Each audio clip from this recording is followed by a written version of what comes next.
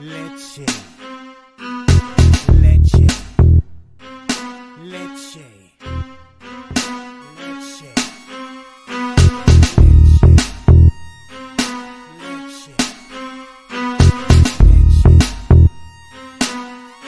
Introducing Pubcoin. Pubcoin is the rewards program for pub sports contributors. Regular chat contributors share their play of the day, POD, in the YouTube chat, including the phrase POD in their message. At the end of the week, the amount of units earned are converted into Pubcoins. Pubcoin can be used as reward points for prizes, shop discounts, and contests. Hey, what's going on, y'all? It's Mills here, Pub Sports Radio. Do you guys want to challenge the personalities here at Pub Sports Radio? Do you guys think you're better than them at entering in your MMA predictions and picks? Would you want to get paid for it? $100? Here's how you do it, man. You sign up right here at the link below. It's just this easy. PubSportsRadio.com. Enter your email. Pick your weekly picks. That's it. Oh, and you get bonus points if you can predict how they're going to win in what round. Every single week, a new winner's getting crowned. So every Saturday on Pub Sports Radio. So come on and check us out. You can win $100 just for signing up. Only thing you need to do is see if you can beat us here at Pub Sports Radio by entering your UFC predictions and picks weekly. Do it. I dare you. See you guys soon.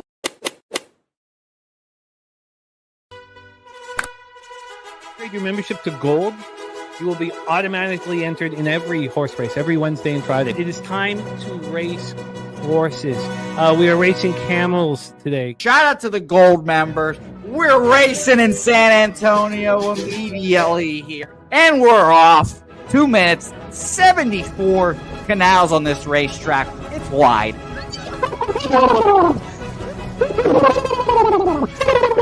We're racing in San Antonio. Pat Wally moving forwardly. Jeff Slaughter in the mix as well. And as is Randall Sheffield, who's put that beautiful nose out front. But it's actually real grass here, Jimmy. Maybe Kentucky bluegrass. Oldie, no! There he goes. Oldie in the lead now. K. Wolf falls back. The horses love it. Sometimes they stop and eat it on the way to the finish line. That's why your horses start so far in the back. Here. Oh, look at Nussflush Allen bursting out here. J-Dub in the mix. Rude Boy up here as well. Jimmy, take it away. There's Oldie. Oldie is moving to the front. We are past the halfway mark in our 2 mile. And there's Ricky Levy. Oh my goodness, he's in the mix here. Jimmy, take it home. This is our first dog race ever. 19 seconds left in the horse race here. It's Fernando Mendoza trying to find the wire. 14 seconds left. Can Fernando Mendoza take this home? Here comes Kenny Ken. Kenny Ken wants a piece of the pie. Put his schnoz up front. Ricky Bobby, 9 seconds left. Can Donut Silks make a run? Can Res Mall make a run to be $50? You son of a bitch! Here comes Tori Coker. Kenny Ken, Smoke and Mirrors, Director 97. Home. That is where comes Jason Meyer, the Eldorado Custodian, Billy Friedrich. Those one are all coming down to the finish. Coin!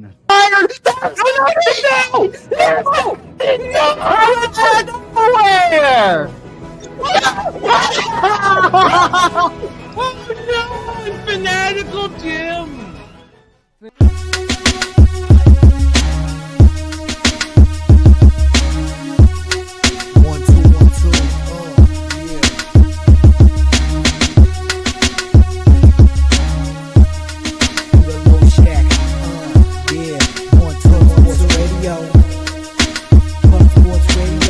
From the corporate Peter Low Shack, legendary sports handicapper, more dapper than a dawn. Father young phenom, known as Jimmy, who declared one day that the bag was here to stay. Information like a PSA, we all PSR, Pub Sports Radio is all. Is a man named Slaughter and he flipped the script. No competition in this but they quit the trip. But we say we be pubbing, betting with the bag and you love it. We want a top 10, we above it. Leche. What up, cappers, gamblers, punters, hustlers, low baggers? Happy Wednesday, May 7th to all of you. Thank you for watching Betting with the Bag right here on Pub Sports Radio. We're starting a few minutes early. Shout out to Mike Anderson and Ray. Shout out to the Cappers, our friends on in the building that were cool with letting us go a little bit early. So we have two streams going on at the same time. Thank you to them for allowing us to do this so that we can cap this first game. It pops off in 15 minutes at 12:05 p.m. Eastern, and it feels like sharp action towards the Nationals. See in the chat already the Razor Sharp picks and Jose Bouquet on the Washington Nationals. Shout out to all you guys. We're going to give you the proper shout out that you all deserve in a second, but we got to get to work right off the hop. And I just had TJ ready to rock, but now he is not backstage. So we'll get this one started. Hopefully he will be backstage here shortly. And there he is. Our guy's ready to rock. So let's roll and get this game capped. We have 15 minutes to first pitch. We know Razor Sharp Picks is on the Nationals. We know Jose Bouquet's on the Nationals, and we know this line is moving towards the Nationals. And our first guest also moved on this game as well. So please welcome, without further ado, our friend TJ in the house. TJ, what's good, man? How are you? Hey, guys, I'm good. I'm sunburnt. Spent a week in the Outer Banks, and we're rolling good in MLB right now. So excited to get going on this card. Let's attack this card, my friend. We have our first game up here. So let's get this one up. Now, Jose will be joining us here in a little bit. But for starters, it is us, and we are ready to roll. Another winning day yesterday after sweeping last week. We'll discuss a little bit more of that here in a little bit. Let's get to work. Cleveland Guardians at Washington Nationals. Thank you guys for joining us. We're Nationals Park in Washington, D.C. These Nats just 3 games under 500, 2 games over 500 at home. Guardians 21-15, but just 500 on the road. We have Logan Allen going up against Michael Soroka, the Calgary, Alberta kid. Let's talk about the weather to get us started in Washington. 70 Fahrenheit, feels like 67, 7.2 miles per hour left to right, and, very slightly in. Very, very slightly in. Let's get into the line history here for this one. We've talked about this line move towards the Nats. They are plus 101 right now. They opened up at plus 113, so we've had 12 cents of movement towards them. I can tell you on 365, they're minus 105 right now. On the total, we are sitting here with a 9.5. It's minus 118 to the under. This opened up at 9, and it went to 9.5 about an hour ago. It's not quite a legit 9.5, but it was around 11 a.m. Now it's plus 105 to the over, minus 118 to the under. We'll have our guy TJ talk about what odds logic is saying with the cash money here. Action is saying that 71% of the tickets and 75% of the cash is on the Guardians. Let's start with Logan Allen. 1-2, 4.02 ERA, 1.53 whip, 31 and a third, just 22 Ks and 15 walks. K to walk ratio, not very good. Coming off a decent start in the 5-3 loss of the Blue Jays, he went 5 2/3, allowed 6 hits, 3 runs, 2 of which were earned.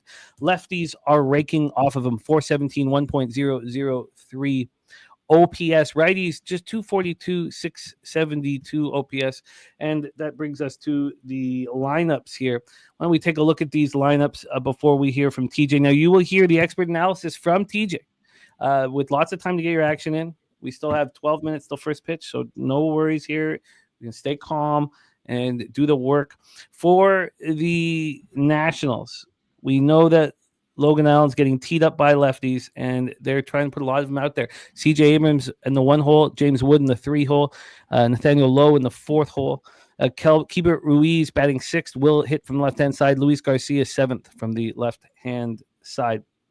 Then we have Michael Soroka. He made 1 start for the Nationals on March 31st before he hit the shelf, went on the IL with right bicep strain. He had began his rehab assignment April 22nd.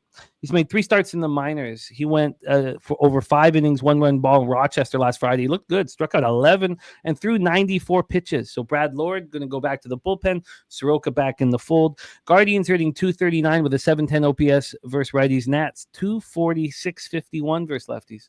Guardians bullpen is a big advantage. 3.77 ERA, 1.34 whip, while the Nats bullpen is, at the very bottom of the league, along with the Angels. 7.16 ERA, 1.72 whip. The Guardians lineup, Stephen Kwan DHing and batting leadoff. Schneemann, Ramirez, Santana, Arias, Naylor, Martinez, Jones, and Rocchio.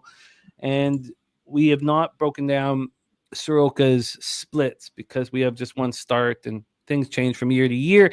That's the setup for us here. TJ, take it away. You have action here in 9 minutes. What's your plan? Yeah, I do. I tweeted it out. With the doubleheader yesterday, a lot of bullpen usage and an early start game. Those are tough to really cap aside. I didn't have a strong lean either way. I guess a little lean on Washington. But I decided to take a play here and just isolate Logan Allen. If you look at what he's done this year, his over-under on K prop is 3.5. He's gone over that 4 times, under it twice. The two teams that he struggled to get strikeouts with are 2 teams that don't strike out against lefties. They're well above league average or well below league average in strikeouts. When he faced the White Sox, Baltimore, Pittsburgh, they're all well below league average or above. Sorry, I'm talking backwards. They're above league average in strikeout percentage. And that's what he gets here today with the Nationals. They're striking out 24% of the time. If you look at what Logan Allen's done this year is he lowered his arm angle to 33 degrees back, and it was above 40 the last 2 years. And that's to get more effective with his sweeper, which is his best pitch or swing and miss stuff. Now, the guy's not a strikeout pitcher. He's never going to, probably never going to get double-digit strikeout game. But he's raised his sweeper, and he's thrown it more against lefties with more effectiveness and righties. And then when you look at what Washington does against the sweeper specifically, they only have one guy, Nathaniel Lau, who has an above-average numbers against the sweeper.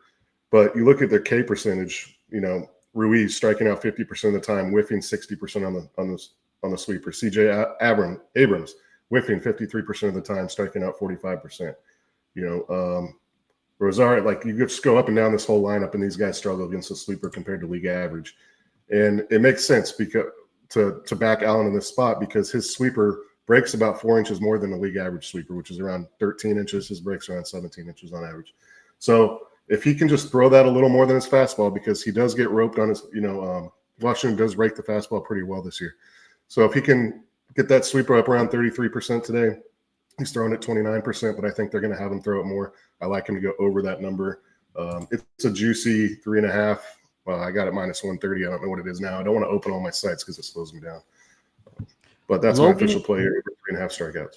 Logan Allen over 3.5 strikeouts at minus 130. Logan Allen over 3.5 strikeouts at minus 130 for our guy TJ. So we have official action. TJ went 4-1 with us in his last appearance 2 weeks ago on the 23rd of April. We have action from cappers in the chat. So we have a ton of love for the Nationals. We have Mr. Belvedere on the Nationals, Justin McKelvey joining, Razor and Jose on the Nationals, Ramirez over 1.5 bases, and Abrams over 1.5 bases for Justin McKelvey. And Ish Wiz. Okay, there we do. We have our first guy, Ish Wiz, on the other side. So I feel like the Nationals are the sharp side, but it's not enough. Yeah. Oh, the money on odds says the Nationals are only 26% of tickets, 63% of cash, and it was early. Everybody was on Cleveland, and then we saw that cash coming on Washington. That line moved pretty quick. Yeah, but it's just not enough for me to start my day on them. Soroka coming up. Soroka's still got a lot to prove. And I mean, clearly it's the sharp side. If I just wanted action to start of the day, I would be on it. But there's just not enough for me to pull the trigger. And that is it. It is Soroka coming off of, a stint in the minors. He's got a lot to prove here. He's expected to be part of this rotation. What is keeping you off the Washington Nationals? Sluggish early. I think it's just too many unknowns. I think Sorokin probably pitches well today. I mean, 2-3 runs, kind of the same for Allen. They're going to need both guys to go at least 5, hopefully 6. I don't know if they'll let Sorokin go that long, but used up bullpens. So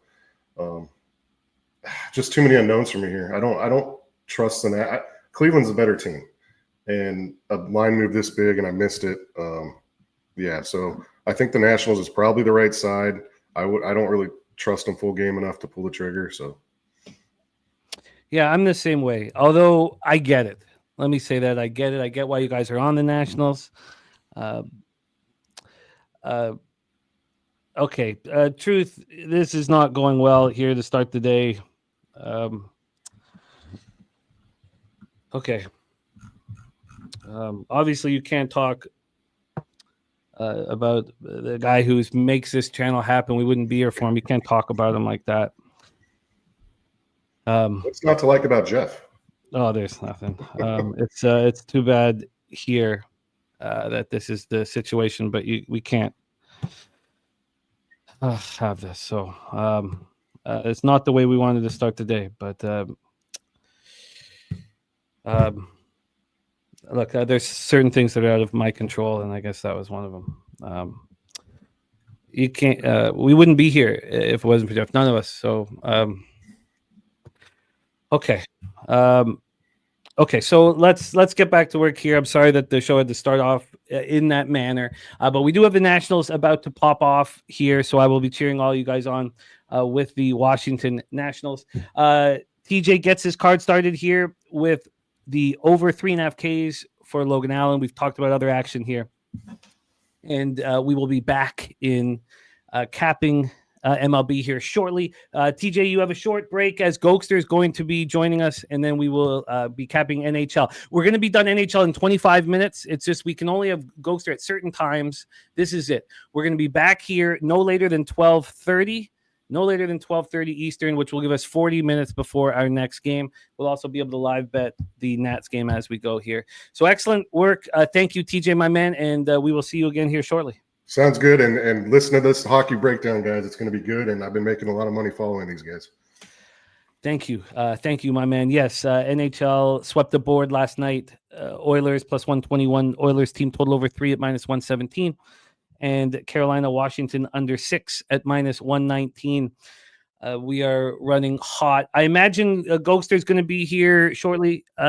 And looks like we got him ready to rock. So let's get to work now. We have 2 games in NHL. Very, very exciting games, and we're making a lot of money in NHL. Then we're going to get right towards, as quick as possible, we're going to get right over to MLB, and we'll have lots of time for the 1:10 p.m. action. So let's get to work in the National Hockey League and bring on our guy coming to us from Bell Vegas. Can't wait to talk these 2 hockey games with him. We are thankful to have him here on Wednesdays. Please welcome our friend, Mr. Gogster, to the telecast. Gogster, what is good, man? How are you? Oh, doing good, Jim. Ready to fire on these 2 games. You know, Toronto's playing. We're down to our backup goalie. Should be interesting. And then we got game 1, Dallas, Winnipeg. Can't wait, man. And as always, we got a couple of AHL to close it out. So, do we have that confirmed that Stolarz is not in? Because he was on the ice yesterday. If he's in, I'd be surprised, but it's not been confirmed. I'll search around right now, Jim, see some beat writers, see if they can. I've read the beat writers. It's I think there is a real legitimate chance that he's in between the pipes tonight. Okay. If the fade is of the Leafs with Wall and net, then I think we should wait on that. I think we should wait on that breakdown. Now, I'd love to hear from you guys in the chat as well. Shout out to Fap Win. Got the fanny pack play today in business. Let me copy and paste that there, Fap, my friend. Let's get that here locked and loaded. There we go. Steve Fehrenbach says Utah Mammoth are official. Maybe it's a good day. Going to be some fire gear. Okay. Thank you guys for joining us. We got Just My 2 Cents, Guillermo Zertucci. There's a lot of you guys that have been rolling with us on the Oilers when they get down. 5 games in a row we've cashed. That is the record, National Hockey League playoff record. No team's ever come back in 5 straight games in the playoffs. And I was proud because, I only take it once. I only bet it once. I bet it when they were down 1-0 plus 190. Our guy, G, he put 2 units on it to start the third at plus 224. A huge score for our guy, Guillermo. We got T-Moss, Just My 2 Cents, Ish, Wiz, ready to go. Great to see all of you guys. Wine Time Sports, Serious Business, Slow Jams, Arsenal, Morgan Spooner, JW. We got a great group. Lex Steele, another capper who's been cashing off of the Oilers nonstop. Was because the only 2 guys that believed in me to start the playoffs were Justin McKelvey and Jeff Slaughter. They were the only two. Everybody was on the Kings. Everybody's on the Kings. Whatever. They were the only two that believed in me, and they've been getting paid out and paid out and paid out. Mr. Belvedere here, ready to go. Sancho in the house. Ronnie Lofton.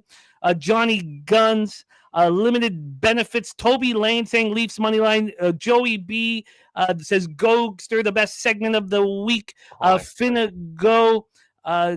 Great to see all of you guys here. Finnago says Mike Taylor invited me. What up, Finnago? Thank you and welcome here. We are going to be capping NHL, and then we'll go back to Major League Baseball. Bankroll Spence in the house. Ricky, Bobby. Great to see all you guys. So as I talk about the incredible work of Guillermo Zertucci, TJ took it a step further last night. He parlayed the Hurricanes when they were down 1 with Edmonton when they were down 2. Let's go. Come on. Come on. Big scores. Kong's Clip says, I have been in the car since the end of last season. And that is, Wool is confirmed on the app that Philly Eagle Flyer looks at. Okay, yeah. They're very, very interesting. Slatsy saying Unders cashed in 8 straight Jets Stars games. And Kong, you also, very quickly, and then we'll get into work here.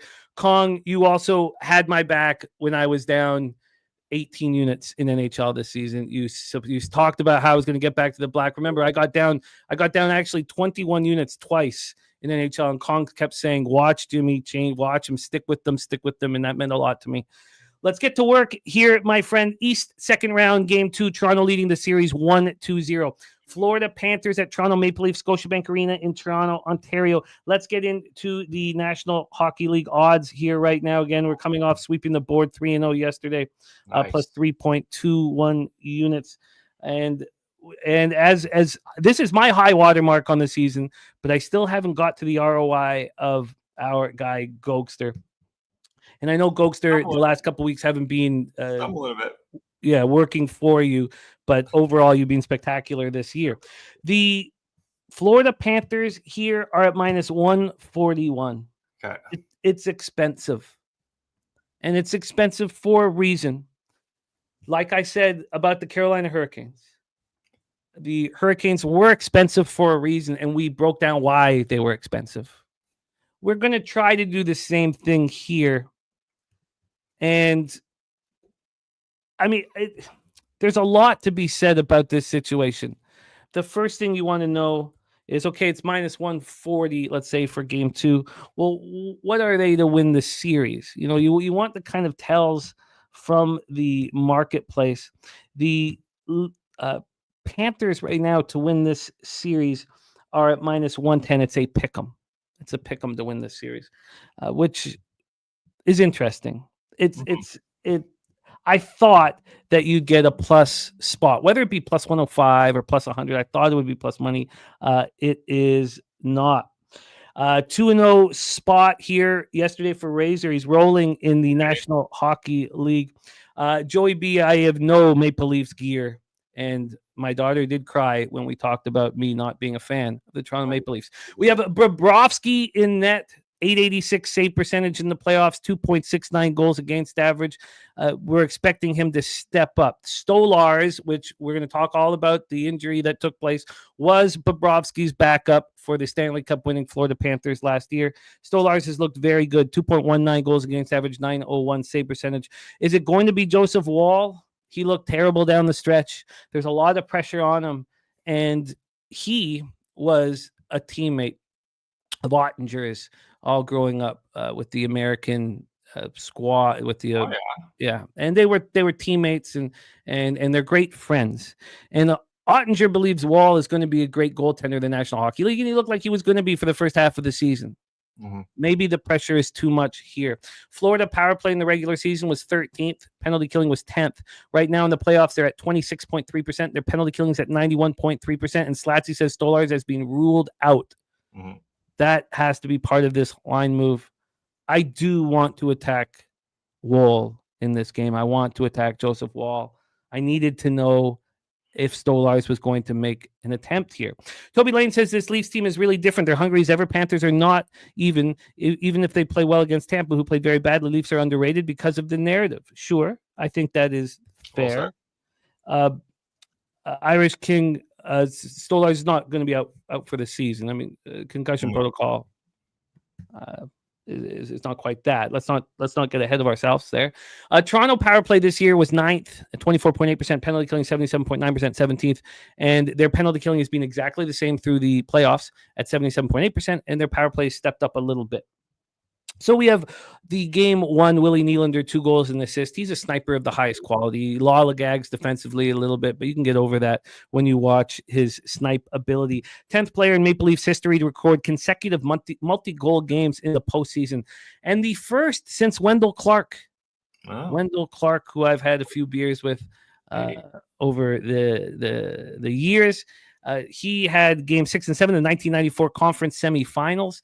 If you remember what happened in the conference semifinals, the Vancouver Canucks took out the Toronto Maple Leafs in 5 games, took them out 4-2-1.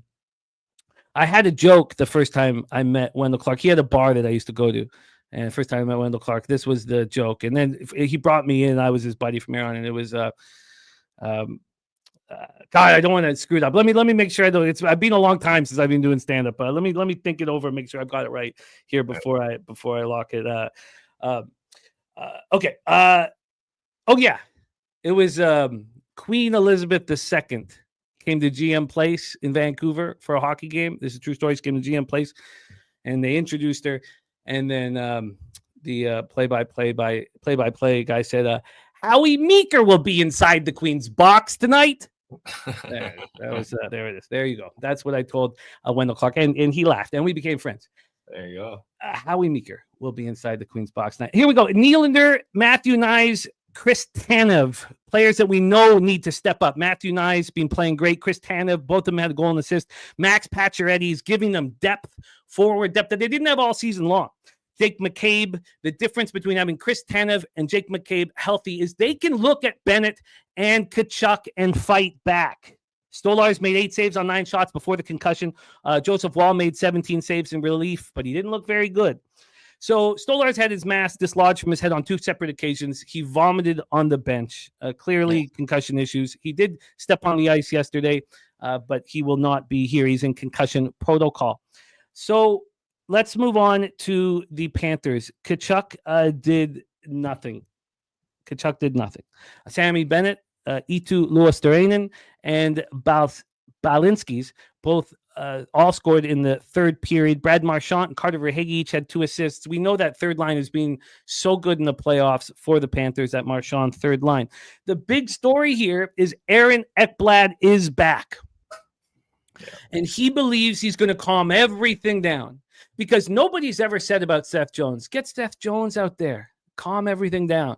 No one's ever said that about him. Now, he's playing a hell of a lot of minutes right now. Aaron Ekblad served game 2 of the 2-game suspension for his hit on Brandon Hagel in Lightning game 4 of the Eastern Conference first round. So let's talk about the Maple Leafs. They could not win in the playoffs year after year after year. They had to get tougher. And we're sitting here saying, well, they've gotten tougher, right? They've gotten tougher. So far in the playoffs, the Panthers lead the National Hockey League in hits per 60 minutes at 43.4. You got to go to the very bottom to find the Leafs. 32.03. The last time Florida lost game 1 of a series was the 2024 second round against the Boston Bruins. They responded with a 6-1 victory in Boston. With Wall being announced in net, I want to challenge him. But I don't really want to challenge the Maple Leafs. I think that they are proving right now to be more than the sum of their parts. How much more? We shall see. Gogster, take it away. Game 1 of today's card. Game 2 of the East second round playoffs between the Panthers and the Leafs. Take it away, my man. Oh, great breakdown as always, Jim. So yeah, Wall's going to be in net there. One of the beat writers here. I just had his name. David Alter said about an hour ago, Berube confirmed Stolarz not going to play. He says he's good. He's just going to be recovering. Had to go to the hospital too. So yeah, I didn't expect him to go. And then Wall's going to start, and Murray's going to back up. Not Helgeby. It's going to be Matt Murray. So hopefully we don't get to see Murray.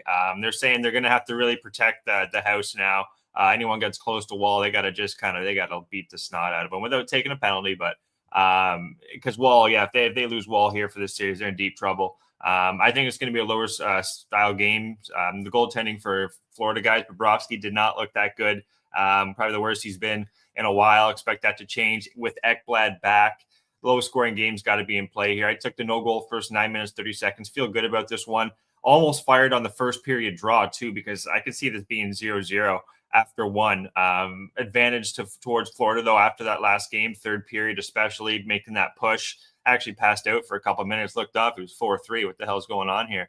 But yeah, this is it's going to be a tight game. If Toronto get up two, I'd kind of be surprised if they do win this game. I do think Florida's going to have a really good effort here. Got to go with Wall. Team's going to definitely have to, like I said, play in front of Wall. Can't let especially what happened in game one happen in game two. So don't think there's going to be a lot of offense out here. So no goal first 9 minutes, 30 seconds. And I'm also doing a 2-team parlay with these two games, guys. I'm going no team to score 5 goals. So race to 5, just take no. I guess like minus 275. I got it with another plague, Jim, in this Dallas-Winnipeg game, but I don't see this game getting crazy. If you look at Florida, guys, the last, I think 5 games they've gone over the total. Or last 7 of the last 8.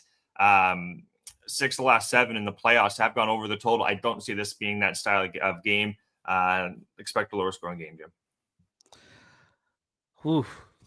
I think this game can get away from one of these teams. If that's the case, it's definitely Toronto here, I think. Yeah, it can get away. So that makes me a little nervous. With the vitriol that's been sent towards good old Toronto boy Sammy Bennett, he is a Toronto kid. Connor McDavid's line mate all growing up. One thing I want to say is that I'm with Lucas Ryan. It was the Bennett shot to the mask that dislodged his mask that gave him the concussion, I believe, or did the most damage. I mean, if we're thinking that was some heavy hit that Bennett put on. Now, I don't want to get into that because I know some people will feel very passionate about their hatred for a guy like Sam Bennett who gets on their team's skins. And look, there was a slight. I think it was. I think it was the shot that did the damage. But I thought Reinhardt shot that. But yeah, was it Reinhardt? I thought it was. It was a bullet. I'm pretty sure Reinhardt shot it. Yeah, it caught him. It was a rise where it caught him right in the square in the channel. Oh, you're right, Sammy Reinhardt. My bad. It was Sammy Reinhardt. You're absolutely right, Sammy Reinhardt. Yeah, 5:08 of the first period. Yeah. Okay, well,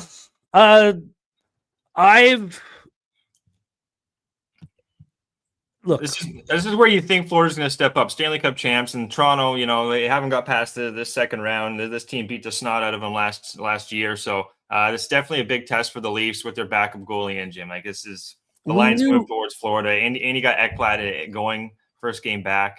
We knew that this was an issue, was their goaltending. Now Stolarz was phenomenal all year long. Great. How long was that going to last? Wall looked great during parts of the season in the first half, and it fell apart. I will be on the Panthers on the -1 line, and I'm going to be betting it within the next little bit. I get it. Let's roll into game 2 here at 9:30 p.m. Eastern. Slatsy saying Mark Scheifele skated on the top line in practice this morning. Still a game time decision. Yeah. I told you guys how bullish I was on the Oilers going into Vegas last night. And, Stone tried to put some fear into me, and he did. I'm not going to pretend that, there wasn't some fear when Vegas was up 2-0. And I only moved after they were down 1-0 on the +190. You know how I do. I only bet it once. And I've said that Dallas Stars are the only team that I think that can beat the Edmonton Oilers. And now I don't think any team can beat the Edmonton Oilers. But Dallas Stars are the only team that's capable of. I have never been in this situation, which I've said over and over and over to you guys this year in the playoffs, where I've been so confident in two hockey teams. I am so confident in the Dallas Stars that they're going in to the President's Trophy winning barn. And I'm like, Oh, fuck, they're going to sweep them. Yeah. That's how I feel. I hear you. They're fucking sweep them. Ottinger versus Hellebuck. Who would have thought we'd be sitting here knowing that Ottinger has proven himself in the playoffs and Hellebuck hasn't? Now, AM says it is only cashed because Peter Angelo was a game time scratch, lucky as hell. AM, come on. You have to be able to win and you have to be able to lose with class. But yes, we're so lucky. The Oilers backers are so lucky, AM. We were so lucky. Good God. It's also good they are. They're doing that with Picard, too. Like, with Picard, they're not doing it with Ekholm. I mean, come on. Fuck. I mean, but whatever. If that makes you feel better about yourself, AM, if that helps you sleep at night, God bless you. Let's get into the line history here in this one. We have Dallas at minus 109. They opened up at minus 107. It got up to minus 123. I guess Scheifele skating on the first line moved it back. Yeah. The total, let's get the total here for this one. From a total standpoint, we have a 6. By the way, we didn't go over that Panthers total. Opened up 5.5 minus 117 to the over. It's still there. So nothing has changed on that, which is a bit of a surprise here. The Winnipeg total in Dallas opened up at 6 minus 120 to the under, and it's now minus 121 to the under. So we've had, no movement. No movement here. The Stars, of course, just a refresher, advanced by beating the Avalanche 4-2 in Game 7. It was an incredible hockey game. The Avalanche are such a good hockey team. They're such a good hockey team. And there were quotes about that, about how the Stars feel after beating the Colorado Avalanche. And they will find a tougher team, and that'll be the Oilers. But I'll be in the Western Conference Final. The Jets advanced by beating the Blues 4-3 in double overtime in Game 7 at Canada Life Center on Sunday. They showed a ton of character, and the Blues would have given the Stars a much tougher series, in my estimation. Mikko Rantanen at 12 points, hat trick in Game 7. Rupi Hintz, 7 points. Wyatt Johnson, 7 points. Seguin and Harley each had 2 goals. Rantanen, of course, the only third period hat trick in a Game 7 in NHL history. 11 of his 12 points during the final 3 games of this series. He is an absolute monster. And he's got chemistry now with Rupi Hintz. He's rolling with Rupi Hintz. You can feel it out there. The NHL Edge stats are great here. Hintz, second in the league in high danger shots on goal at 12. Second in top skating speed at 23.67 miles per hour. Second in 22 plus mile per hour speed bursts at 9. Ottinger didn't look so good in that first series, but it's not that. It's that the Avalanche are exceptionally talented offensively. Exactly. They're a phenomenal hockey team. It was a much, much, much more difficult situation that Ottinger was facing compared to Hellebuck. But Hellebuck had a tough situation because the Blues are an up-and-coming offensive team, and Thomas and Kyrou are truly showing that. But Similar listen to this. Oilers, Colorado. Listen to this, my friend. Stars here had this is Ottinger. Ottinger for the Stars. 49 high danger saves on 61 high danger shots. That's just Colorado, yeah.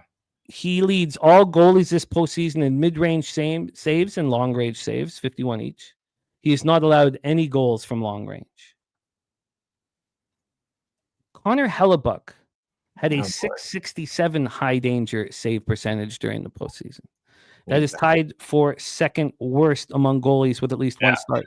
To take this even further, Ottinger and Hellebuck each allowed 12 high danger goals during the first round. And Ottinger faced 25 more high danger shots. Yeah. So the Jets showed character. The Jets won the President's Trophy. And I don't think they stand a chance. Kyle Connor led the Jets in the first round with 12 points. We know he's a gamer. Neil Pionk has stepped up in an enormous way. The issues, and we're going to get into them before I hand this off, are injuries. So let's talk about it. Jason Robertson and Miro Heiskanen each missed the entire Western Conference first round for the Stars. Robertson is expected to play tonight. Heiskanen is not. Robertson sustained a lower body injury in the season finale on April 16th, considered week to week. He led Dallas with 35 goals in 82 games, was third in points behind Rantanen and Duchesne. He participated in line rushes. He was on a line with Marchment and Johnston, and we expect him to be in the lineup. Heiskanen did not skate with the top six defense. Heiskanen sustained a knee injury when he collided with Mark Stone on January 28th. He missed the final 32 games. The initial timeline was 3 to 4 months. Heiskanen was averaging 25 minutes and 10 seconds of ice time per game, the fifth most among defensemen in the NHL. So their best defenseman and their best goal scorer were not in the lineup when they beat the mighty Colorado Avalanche. Then we have Josh Morrissey, Mark Scheifele, and Logan Stanley, who will all be game time decisions. We've heard that Scheifele is skating. All three skated in non-contact jerseys on Tuesday. Morrissey is a top 5 defenseman in the NHL. Now, Pionk has stepped up in an enormous way without Morrissey being there.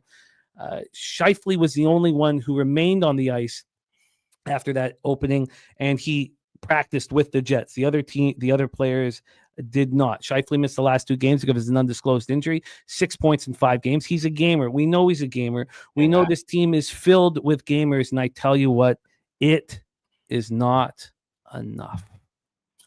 And I moved on to Stars. The only guilty feeling I have is that I didn't move on the -1 line.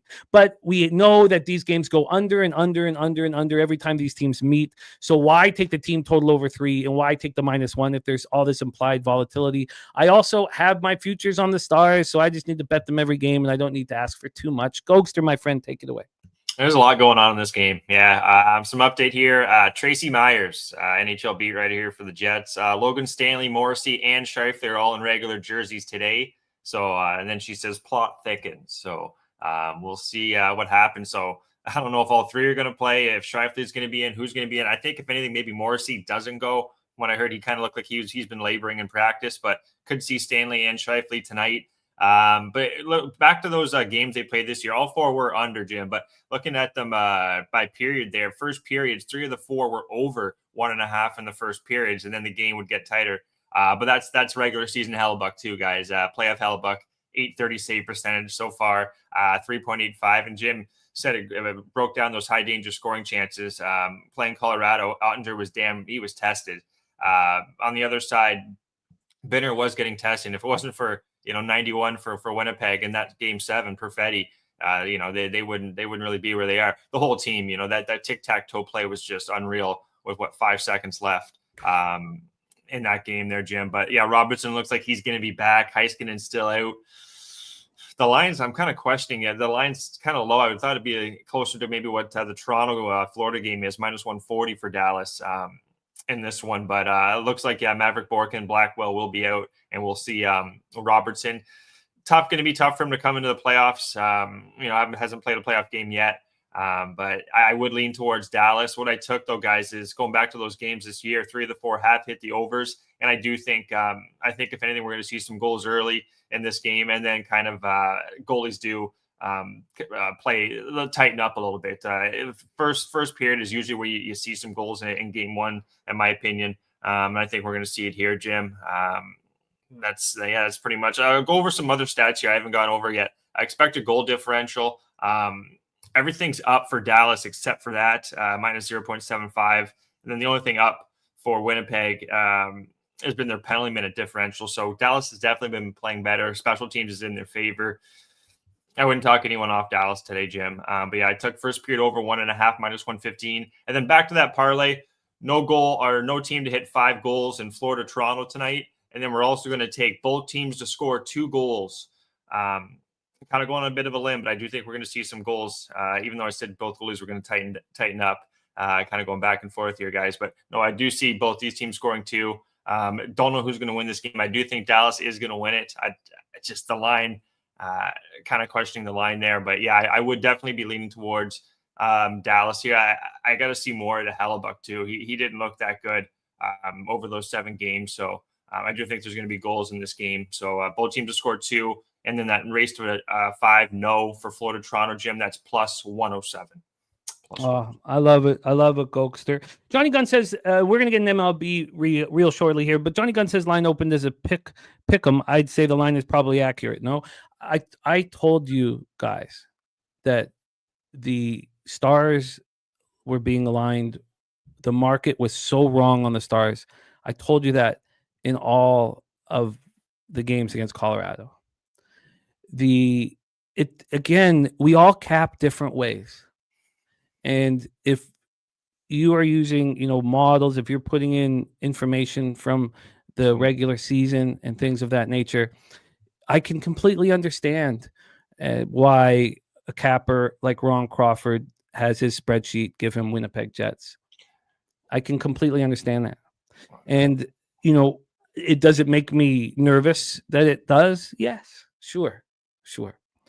But, I kept betting the stars. The lines were absolutely ludicrous. But Colorado is a phenomenal hockey team. Phenomenal might be a little much because they're not tough enough. And I said that over and over again. Colorado would wax the Winnipeg Jets. The LA Kings would beat the Winnipeg Jets. Yeah, exactly, Jim. Exactly. And I'm just because of this line movement, like getting these players back, I'm seeing here the line's moving towards Winnipeg. I don't see it. Like, I don't think just because you're getting possibly some of these guys back, like you said, look at the series. I agree. Like, Kings would have beat this team. Colorado would have beat this team. So I think there's value with this line dropping on Dallas for sure. Yeah, I just yeah. Did anyone see Hellebuck 7 games? Like, Hellebuck, like, god damn, like he was a beast. He's letting out beach balls there on rebounds. He was looking fish out of water. Like he did not look the same. And on the other side, he broke it down great with the high danger chances. Like that. Ottinger's a hot goalie right now. I would say he's top 3 goalie in the playoffs for sure. So AM says the Jets' disrespect is crazy. Hey, look, AM, it was nice to see the Jets finally win a playoff series. I'm Canadian too. We're both there. We've been waiting a long time for them to get out of the first round. They've been the regular season juggernaut, and they're about to get touched up, man. President Cup winning teams, it's tough in playoffs. And the whole Pietrangelo thing when the Oilers are missing Matthias Ekholm is, that's laughable. But if it helps you sleep, then sleep away. Gogster, excellent work. I am going to add the Panthers on the -1 line here. Yeah. And if the Leafs step up, Ekholm is not comparable to Pietrangelo. You're right. Ekholm is a much better defenseman than Pietrangelo at this point in their careers. Much better. And we follow each other now on X, so I can give you the data to back that up. But you're absolutely right.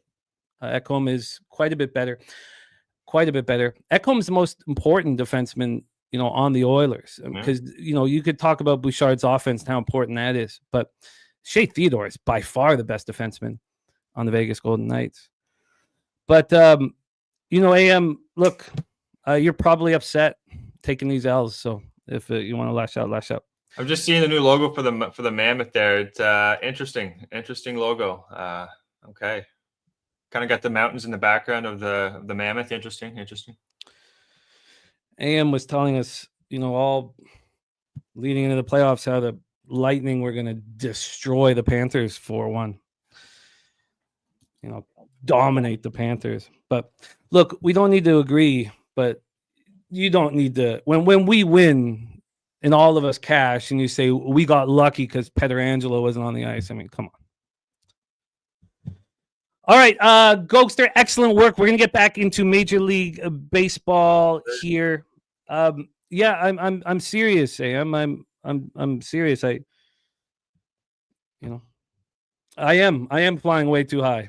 Yeah, I am. Yeah, swept the board again last night. I am. Yeah, you can bounce. Fuck do I care? Okay, Gogster, great stuff, my friend. Do you want anything? Are you adding anything in the AHL? Yeah, I got one play in the AHL here. I think it's going to be a board sweep. Everyone in Charlotte, I think you guys got, nasty Nate Providence, missing a key player there, Jerry. He's the top goal scorer there, 54, I think his number was, but he's been out. They've scored 1 goal against this team so far, Charlotte. They're going back home too. Charlotte's going to be at home for this game. They're only minus 115. If it loses, guys, but I got a fire on this. They're just a much better team. They don't have the offense right now either, Providence. And they struggled against Springfield, who they should have wiped. So look for Charlotte checkers in the AHL tonight, guys, minus 115. And then couple golf picks here for you guys. I always have the golf picks here. They're going to the Truist Championship in Philadelphia at a curling club, golf and curling club. First time they've done this in a while. More of a link style golf course. So I do like more of the Europeans this week, guys. A couple I played. I think Fleetwood's got a chance. Hasn't won the PGA Tour. 27-1, sprinkle a couple bucks, I think, on Fleetwood. And then even Sepp Straka plays good in this style of golf course, 37-1, 2 golfers. I got more too, guys. Check out my Twitter there on our X for more, Gogster99. But yeah, Jim, fun time as always breaking down the hockey with you, and look forward to it next Wednesday. I can't wait. Great job, Mr. Gogster in the house. Please support our guy, Mr. Gogster, and we'll pop his X in the chat here in a second. It's time to get right back to Major League Baseball. Let's welcome the co-host here of our show, star of Say Hey Plays, coming to us from our home studio in San Antonio, Texas, in the Southtown 101. Please welcome our friend, Mr. Jose Bouquet, to the show. Jose, how are you? I'm doing all right, Jim. Can't complain. Good day yesterday, so we'll keep it rolling. Let's keep it rolling here. We have our guy, TJ. He's got moves in the Pirates, Cardinals game, as well as San Francisco, Chicago Cubs. So we will start with the Astros, Brewers, and then lean into that. We got to work kind of quickly here. So let's go. Houston Astros, 17-18, 6-11 on the road to the Milwaukee Brewers, 19-18, 12-6 at home. We're American Family Field in Milwaukee, Wisconsin. Framber Valdez, the lefty, 1-4, a 4.39 ERA, 1.27 WHIP, 37 Ks in 41 innings, 15 walks, and 4 home runs. Last start, 5 innings, 7 hits, 4 runs, 1 homer, 6 Ks, 2 walks, and a 7-3 loss at the White Sox. Lefties are hitting 328, 94 off of them. Righties, 228, 692. So the question is, do the Brewers have lefties that concern us here? And there's only Yelich and Collins in the confirmed lineup. But of course, you don't want to put lefties up against Framber. I think it's, statistically strange. There's been times when he's had these reverse splits. Quinn Priester on the other side, 1-0, 5.79 ERA, 1.76 WHIP, 17 Ks and 16 walks in 23 and a third with 3 home runs. Last start, 4 and a third, 6 hits, 7 earned runs, 2 homers, 4 Ks, 4 walks, and 10-0 loss at home versus the Cubs. Lefties, 273, 918 against Quinn Priester, and we have a lineup full of righties. Now, righties are hitting 277, 744 OPS, but clearly not believing in the Priester splits. Astros are hitting 243, 670 OPS versus righties, while the Brewers are hitting 299, 621 versus lefties. Astros bullpen 2.85 ERA, 1.12 WHIP, while the Brewers bullpen 4.67 ERA, 1.35 WHIP. Take it away here for us, Jose. Let me just touch on the line history, and then you can let us know the plan with the cash flow. But line history-wise here, we have, let me go over here. We have Houston at minus 127. I opened up at minus 126, so 1 cent move towards the Houston Astros. And then on the total here, we have a 7.5. It's minus 113 to the over. Open up minus 107 to the over. 6 cents of movement to the over. Here we go, Jose. Take it away, Astros, Brewers. Yeah, I'll start with the market in this game, and I'll quickly update everyone. 1-0 Nationals. I'm sure you guys saw the Nationals bet I have in already, so hopefully that goes well. But let's talk market in this game. We've got 57% of the bets, 73% of the money on Houston here. I see minus 135 openers here. I also see minus 140 as well, and it's come down a little bit here, which is a little interesting for the way I cap here. I could only lean Milwaukee, if I'm being honest. I know you guys like saying when I say that. 61% of the bets on the under and 56% of the money on the over in this game. So interesting that this line has gone down from that 8 to 7.5. I probably wouldn't bet the total, but Brewers was close to being a bet for me, or is close to being a bet for me. But I guess I'll just sit and watch the market a little more, but no action for me so far.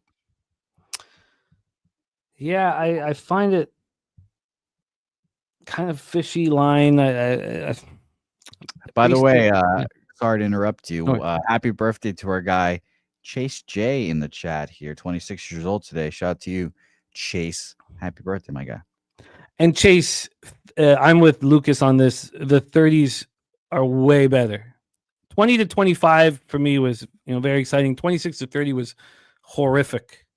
And then 30, it came together. So don't be afraid of getting older. It gets better. And happy birthday to Chase J, celebrating his 26th birthday today. Let's copy and paste this. Yeah, I can't confirm. Late 20s is a fucking bitch. Yeah, but you can reframe that. Like, Chase doesn't need to be nervous about 26, 27, 28, 29, but he can be comfortable knowing that things get easier and you get wiser. So I believe so. So don't be worried about getting older, Chase J, and happy birthday. Nice, Nate. Nate, congratulations. All right, so we have no action here in Astros Brewers. We have TJ back in business for our next spot, which is Pirates Cardinals. And, maybe we can touch on that a little bit more once we get through this next game at 1:15, because then we don't have another game till 2:20. But let's welcome back TJ to the program. TJ, my man, welcome back. The Framber Valdez, Quinn Priester, did you have any? I know you're moving on the next two games, but was there any interest on either side? Nope. It was. I looked at the line's a little weird, but my numbers have it about right there, so I didn't look at it. Yeah, and I mean, Framber Valdez is pitching. We have a vividness bias, of course, of his greatness, and then Quinn Priester is a pitcher that we saw the Brewers give up a lot for him. And although he's not looked good and he's coming off a terrible start, the market's saying that he's going to pitch well. And I think it's time to fade Houston for a while here without Yordan. I mean, they just throw out all righties out there. It's not that hard of a lineup to get through. No, I agree. I thought this is kind of a fishy line as well. And the fact that my guy, Chad Patrick, did what he did yesterday kind of makes me agree. Let's roll on to the next spot here, 1:15 p.m. Eastern. We have the Pittsburgh Pirates 12-25, 5-13 on the road to the St. Louis Cardinals 18-19, 14-6 at home. We're at Busch Stadium in St. Louis, Missouri. We have Mitch Keller going up against Sonny Gray. Let's get into the weather here. 68 Fahrenheit, feels like 66, 6.3 miles per hour in. It goes up to 8 miles per hour. Let's get into the line history here for this one. We have St. Louis at -174. They open up -169, 5 cents of movement towards the St. Louis Cardinals. From a total perspective here, we have a 7.5 at a pick'em. This opened up at 8 and it lasted there for 2 minutes. It was juiced to the under initially, so it lasted for 2 minutes. J-Dub says, everyone on St. Louis, what could go wrong? Let's touch on the pitchers, and Jose will touch on the cash flow, and we have TJ with action here. Ethan Payson says, why don't we like the first 3 under with the market indicating good pitching in the Astros game? Because I think you need to have more than just a market indication. You have something that leads you to the table, but do you want to eat? By the way, I did tweet out my record in first threes. I know a lot of you guys were asking about what it was. I tweeted it out yesterday. My first 3 under. We went 2-0 again. We've cashed 4 straight. The funny thing is, I'm not really that hot on first threes. It's just being consistent. And then the question is, will this go away as it gets warmer? I'm not sure if it will or not. Here is my record on first threes. Here, I'll pop it in the chat. It's 24-13. Let me get this here for you guys. And let me just move this. See if I can get this. You know, it's nice in these moments. Obviously, Jimmy's helped me a lot with my capping, but I'd like to think that I help him with his capping at some points. Of course. And us not betting these first fives has been great. It's been great. It's been great. But there haven't been too many of the spots where I would have lost in the first five, but there's been a few of them. So there's the record right there for you guys. Again, TJ talks about how he has a model. The model leads him in a direction, but then he needs other things to have to correlate. If we were betting this solely on market, yes, that first 3 under in Houston, Milwaukee does make sense, but I don't know if I want to go there.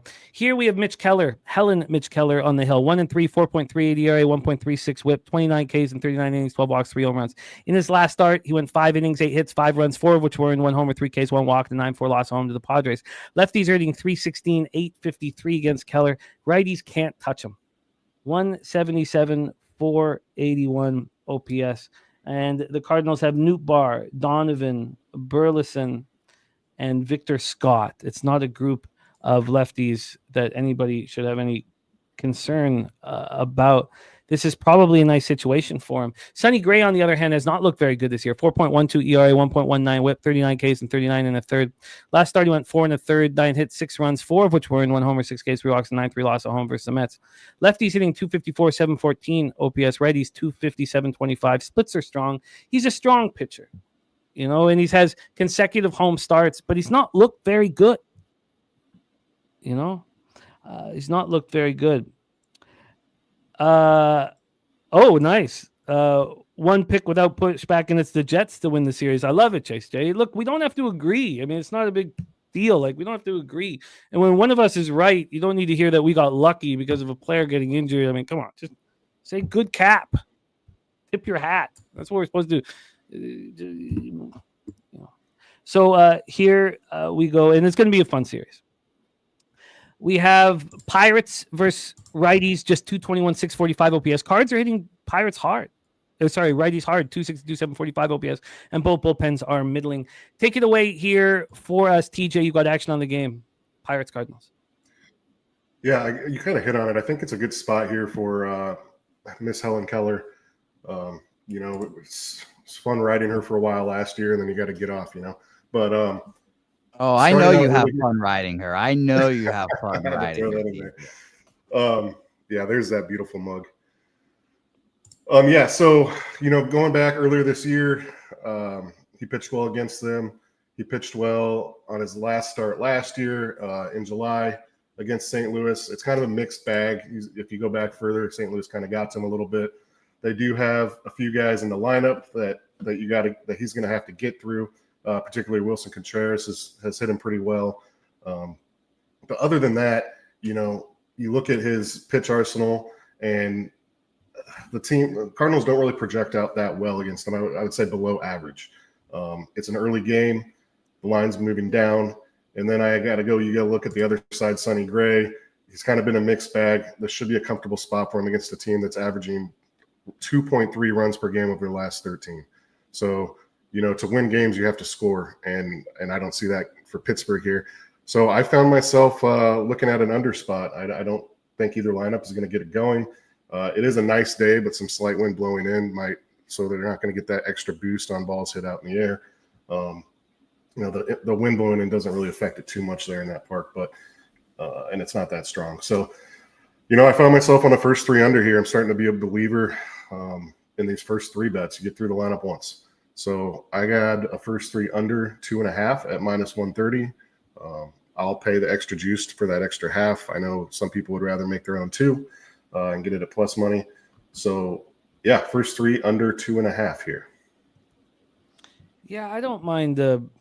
I've gone up to -135. It's the -140 that I turn into the 2s. Thank you, Mitchell, my friend. Thank you, my friend. Spooner says Ballpark Pal is -10% for runs, -14% for home run today at Busch. What up to our friend Jermaine. TJ on the first 3 under 2.5 at -130. Jose Bouquet, Pirates, Cardinals. Fucking muted, of course. But I think it's going to be a stay-off game for me. I think this Cardinals price is really inflated at minus 175. I don't think they should be that favorite against anyone, really. But I ended up staying off. I took it more as a I took it more as a thing of like they're favored this high for a reason. So no action for me. Market in this game, though. Let me tell you guys right now. We have 77% of the bets and 90% of the money on the Cardinals, the line moving in the direction, and 62% of the bets, 62% of the bets, and 66% of the money on the under in this game. So no action here for me, though. Such a rich history both teams have against the opposition. We have our stacks play of the day, number one here, the over 7.5. From our guy, Justin McKelvey. Shout out to Justin. Stacks, stacks, stacks, stacks, stacks, stacks, stacks, stacks, stacks,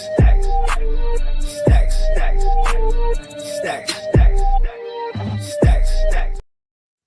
You know, I had the 3-0 now Nats, bottom of the three. Great job for all of you guys on the Nationals. I had to push myself away from. I have a bias with both these pitchers. I like both these pitchers, and I had expected that I was going to be on an under of some kind, and I don't know if I am going to get there. Although I do kind of like it, so I have 24 minutes to decide. Let's move on to our next game that pops off in 20. That is both of the 110. So now we go to 2:20 p.m. Eastern. San Francisco Giants 23-14, 11-9 on the road. A shout out to our guy Troy Torrance in the house. Pirates first 5 money line. And Troy says, "What was the consensus on Astros Brewers? One of my top spots." There's no consensus here. We didn't move on that game. I'd love to hear your plan. Rogue Energy is on the Pirates money line here. Let's talk about Robbie Ray. We used him on Friday. We used him pretty heavy. We connected the Giants to the Yankees and Giants double result. It was an important result for us. Robbie Ray looked very good, but that was at home over a weak hitting Colorado Rockies team. This is the Cubs who are hitting 282 with an 862 OPS versus lefties. Rays look good this year. This is a very difficult spot. And his K to walk ratio is probably not what he wants. 41 strikeouts, 21 walks. Lefties are hitting Robbie Ray 259, 801. He's getting righties out 187, 600 OPS. And we didn't have a Cubs lineup. Let me see if I can get a refresh and have a Cubs lineup here set up. Robbie Ray versus Ben Brown. And we do have confirmed lineup. So for the Cubs against Robbie Ray, Hap switching. Again, I'm not entirely sure what side he's going to decide to hit from. It's not usual that switchies want to hit left against a left-handed pitcher, despite the reverse splits. Kyle Tucker, the lefty, hitting second. Then Suzuki, Kelly, Turner, Horner, PCA, a lefty, Swanson, and Birdie. Then we have Ben Brown coming off an excellent start, and we were waiting for it. This is a highly thought of 25-year-old young pitcher. 3-2, 4.88 ERA, 1.66, with 35 Ks and 31 in the third, 14 walks and 3 home runs. Lefties are hitting 323, 852 OPS against them. Righties 266, 671 OPS against them. So then you look at the lefty bats here, and Yastrzemski, Young-Hoo Lee, Lamont Wade. Not a lot of left-handed bats that need to be concerned about. The Giants have a huge advantage in the bullpen. Let's touch on the weather here, and then we're going to hear from TJ, who has action on this game. And then TJ will be coming back here in a second. That's right? You take a break after this one? Yeah, actually, I'm going to add the Seattle game. I got to play on it. Okay, cool. Perfect. Beautiful. Okay, so here we go. The weather in Chicago at Wrigley, 57 Fahrenheit, feels like 50, 10.7 miles per hour in, and it just gets stronger, 12.5, 13.4. It's just gets stronger and stronger, this weather. Let's go to the line history here for this one. Line history wise, we have a total at 7.5 minus 107 to the under. This opened up at 7 juice to the over, and it started moving towards the under. This move to 7.5 just happened about 23 minutes ago. And then when we get to the money line here, we have the Cubbies and Brown with a huge move towards them. It's come back a tiny bit, but from minus 135 to minus 154. I don't see why we wouldn't be on the Chicago Cubs here. Now, Troy says, I don't think anyone gets hard in these conditions. I hear that. Let's hear from TJ. What's your plan? Yeah, I'm with Troy here. The conditions, we've seen so many of these games in Wrigley. I believe Robbie Ray's a good pitcher. I know he's had a couple soft lineups lately that he's gotten the privilege of facing kind of to get him right. But really, he's only had one game this year, and that was at Philly, where they tagged him for 4 over 4 innings. 5 walks, right? 4 walks before that against the Yankees. But the last 2 games, 3 walks combined, 7 innings pitched in both. Again, obviously easier conditions and at home. But I think we see a lot of run suppression here at Wrigley today. I trust Robbie Ray to get over, pitch 6 innings, at least 5 1/3. All I need is 5 1/3 to cash over 15.5 outs at minus 120. So that's my play here. Robbie Ray minus 120 over 15.5 outs. Now I do worry about Justin Turner being in that lineup, but he's kind of a shell of his old self. He does rock Robbie Ray. Other than that, Ray's done good against these guys. Not a ton of at-bats, but Dansby Swanson, 2 of 12. I guess Tucker's tagged him for a couple home runs. But getting the ball out of the park today is going to be tough. So I don't worry too much about that. I think it's going to be a low-scoring game. I do like the full game under here, but not an official play. So I'll be on Robbie Ray over 15.5 outs. What was the juice with that one? Minus 120. Minus 120. Jose Bouquet, take it away. Giants, Cubs. Yeah, I think you guys are on the right path with the Cubs. It's just a little bit too juice for me. That is why I am not going to move on it here. Parlay piece, sure. 59% of the bets are on the Giants, but 57% of the money on the Cubs. So bigger bets on the Cubs. Lines have kind of exploded towards them here. I see minus 125 openers, minus 120 even, and it's up to minus 140. So I get why people are on the Cubs. I'd be on the Cubs here personally, but it's just too juice for me, so I stay off. This feels like the first 3 under situation here. You have to make it a 2, but I'm okay with that. And I really believe the Cubs are alive. Is the Cubs bullpen such a mess right now that they shouldn't be trusted over a full game, or their offense cancels that out? What would you say about that, TJ? I did not look at the bullpen tab. I closed it. So give me just a second and I'll get back to you. Well, I'll tell you, Drew Pomeranz, 14 pitches, Daniel Palencia, 13, Presley, 26, Caleb Thielbar, back-to-back days, not going to go, Hoge, 15, Brad Keller, 19, Chris Flexen, 12. A bunch of people went yesterday. Presley and Thielbar are the guys I don't expect to be available here today, maybe as well as Brad Keller. Yeah, and the Giants had a lot of guys go yesterday too, with a lot of pitches, which is another reason why I think they're going to lean on Ray to go a little deeper. Probably Cubs first 5. You're going to take the Cubs. I don't know if you can trust all those guys on back-to-backs. Yeah, the first 5 would have to be a -0.5 is the problem. And that's always tough when runs are at a premium. Yeah, it's a low volatility situation. I try to stay away from them, which would then just lead me only to the first 3 under 2, which I'm okay with. I made that decision in the Royals game yesterday. I sat there for 45 minutes with Royals White Sox, and I was like, look, if I'm really believe in the first 3 under, then obviously the volatility is low, and I should stay away from that first 5 or the double result. Really, that was what I was looking at was the double result. Yeah, and we didn't even mention last night's game. I know we don't talk about yesterday's games a lot, but psychologically, do the Cubs they got to go home a little bit down last night, getting crushed in a close game. Do they come out, is that motivating, or do they come out sluggish? I tend to think it's sluggish, but. Okay, well, I think then I'm just going to cut it down to just the first 3 under, and I will be betting that here shortly. I'd like to also get that Panthers action in as well.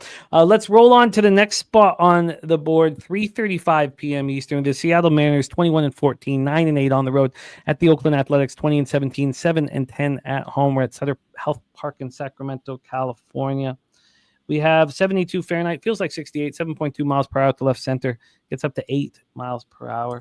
Let's get into the line history here for this one.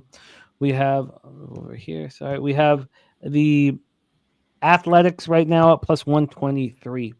They opened up at plus 131. So we've had to move towards the Oakland Athletics.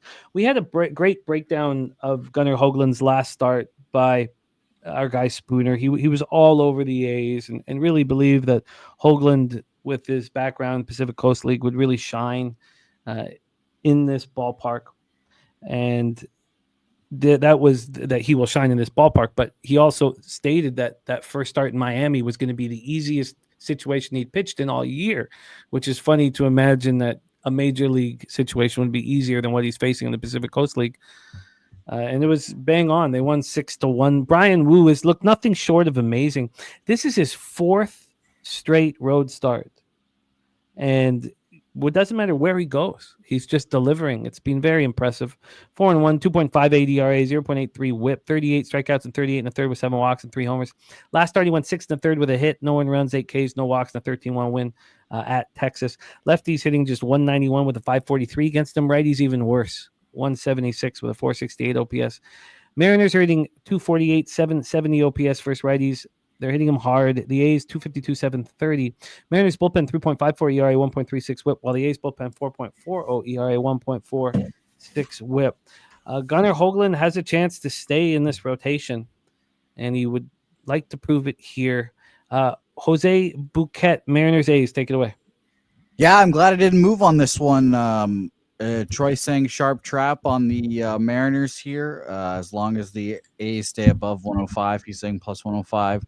I definitely lean that direction. But I'm not going to lie. After watching the A's game last night and watching the managerial malpractice they had last night, I don't want to back him. Tyler Ferguson has thrown on 4 consecutive days. For a reliever, that is insanity. The A's manager is the only coach that I see go 3 days in a row with relievers. It's nuts. They blew the game last night because Tyler Ferguson, again, 20 pitches, 11, 10, and another 23 yesterday. Insanity. Fuck that guy. I know they didn't have Mason Miller because he threw 27 pitches on Monday, but just crazy to do that to a reliever 4 straight days. I'm not going to move on this game. I do like Brian Wu, and he's a good pitcher, but just not the game for me here. The sharp trap always catches me, and luckily it didn't get me this time, it seems, so I'm off here. Oh, by the way, market, yeah. sorry. Yeah. Market in this game here, 63% of the bets, 56% of the money on Seattle here. Opened up at like minus 145, has come down. 53% of the bets on the over, 86% of the money on the over here.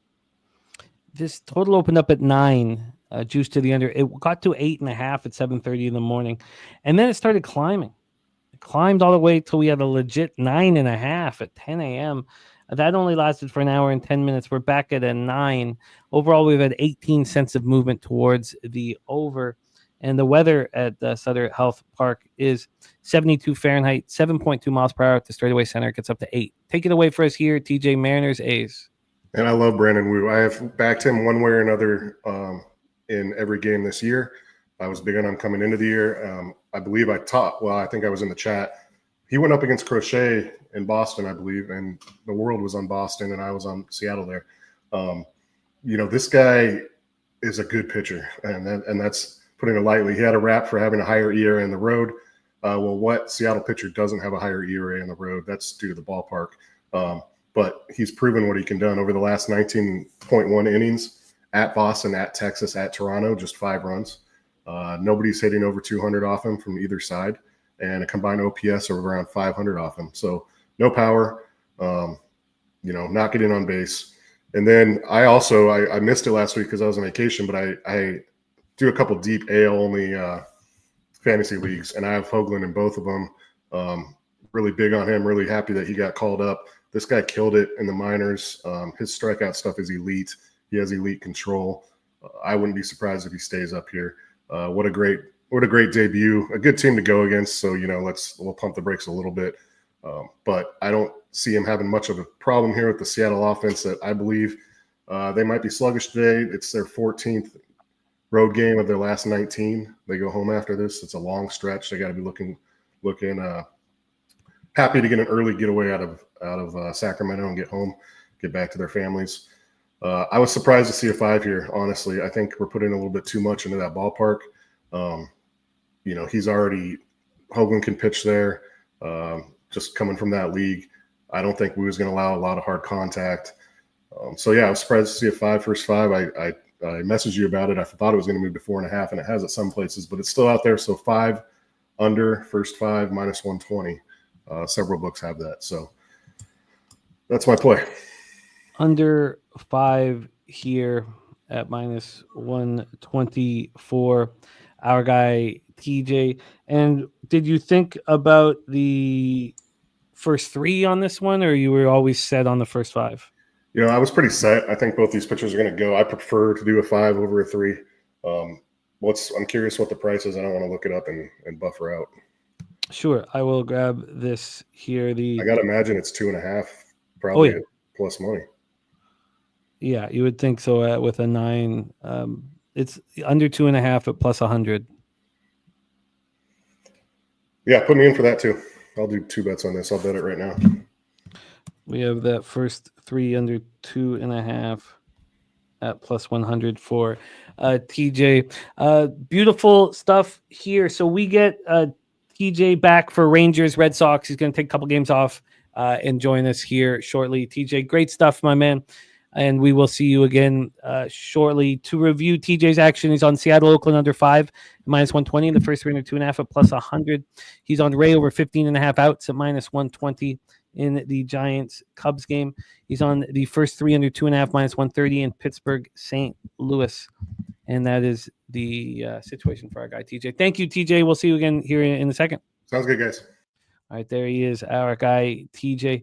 I would like to get this action in here, at least that first 3 under 2. I'm also in the process of betting the minus 1. Fortunately, the minus 1 for the Panthers game is the same price at 365 as is offshore, so I can just send it in.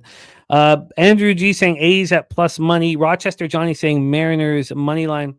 And Spooner says, y'all don't bet Woo in a PCL park. Says, look at his fly ball percentage. Hoagland has success in this park from his ability to induce weak ground balls. Woo doesn't have that in his repertoire. Which again takes us back to the A's being live here in this game and maybe staying away from that first 3 under, the first 5 under. That's interesting. Here, Jose, what is the state of the bullpens for both the Mariners and the Athletics? A's bullpen is washed up. And then again, that's kind of talking about TJ or Tyler Ferguson again. Mitch Spence, back-to-back days on Sunday and Monday. He should be available today. I do not think Mason Miller is available today, but he threw 28 pitches, got a day off Sunday, and then pitched on Monday. So could be a similar situation here, but 27 pitches, 28 pitches, we'll see. Grant Holman, 25 pitches on Monday. Justin Sterner, 21 pitches yesterday. I doubt he goes. Hogan Harris, back-to-back days, 16 and 4. I wouldn't be surprised at all because of how this guy runs his bullpen. If he goes, Noah Murdoch and TJ McFarland available. The only guy that I'm kind of back and forth on is Mason Miller. I guess he's available today. 28 pitches, like I said, on Saturday, day off, and then through 27 on Monday. So should be available, I guess. But I don't know. I just, this bullpen seems kind of tired to me personally. Mariners on their side here, as I have to scroll and find the M's. Carlos Vargas and Colin Snyder back-to-back days, not going to go. Munoz threw 28 pitches on Sunday, day off yesterday. If we're using the same theorem with Mason Miller, he should be, I guess, available. Eduardo Bastardo, back-to-back off days. Like Casey Leguma, 7 pitches on Monday, and after a back-to-back, he should be available. Matt Brash, welcome back. Pitcher I like as well. 17 pitches on Tuesday. Should be available here today, but we'll see. And Gabe Spire as well. A lot to think about in that game. And again, that first 5 plus a half for the A's is appealing. I've got to figure this out here. While I do, I'd like to at least start by getting the Panthers action in, Jose. So let me just get that in so I can relinquish anxiety over that. So why don't you set up Kodai Senga, Merrill Kelly here, Mets, Diamondbacks, and then I will jump in. Sure. This has been a very interesting series when talking Diamondbacks, Mets here. And I like both of these pitchers as well, especially my guy Merrill Kelly is a pitcher that I tabbed as a guy to back coming into the season. I don't know. I mean, the Mets have lost. They lost 2 of 3 against the Diamondbacks. Excuse me. About like a week ago, a few days ago, I guess a series ago.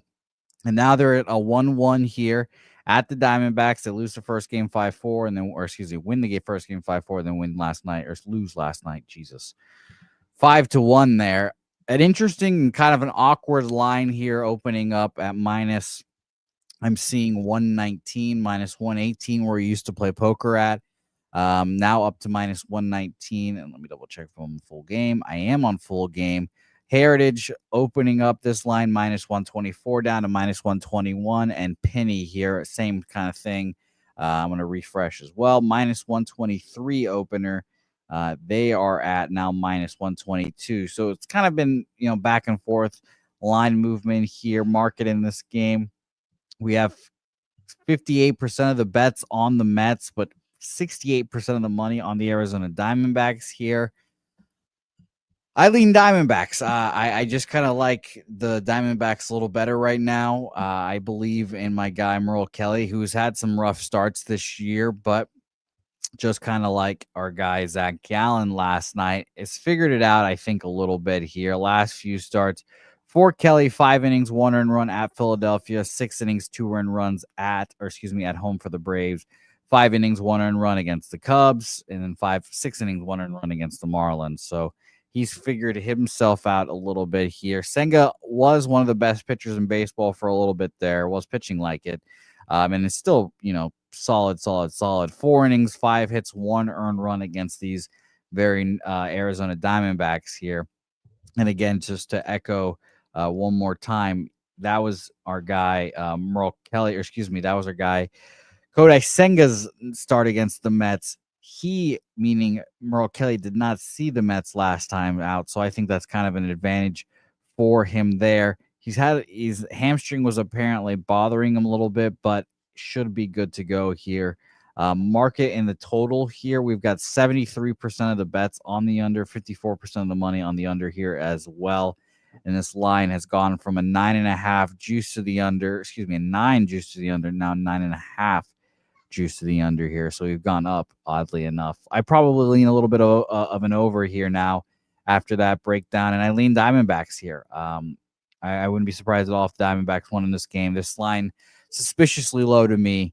So Diamondbacks or nothing would be my move in here. Shout out to our guy Gorky in his pick your spots.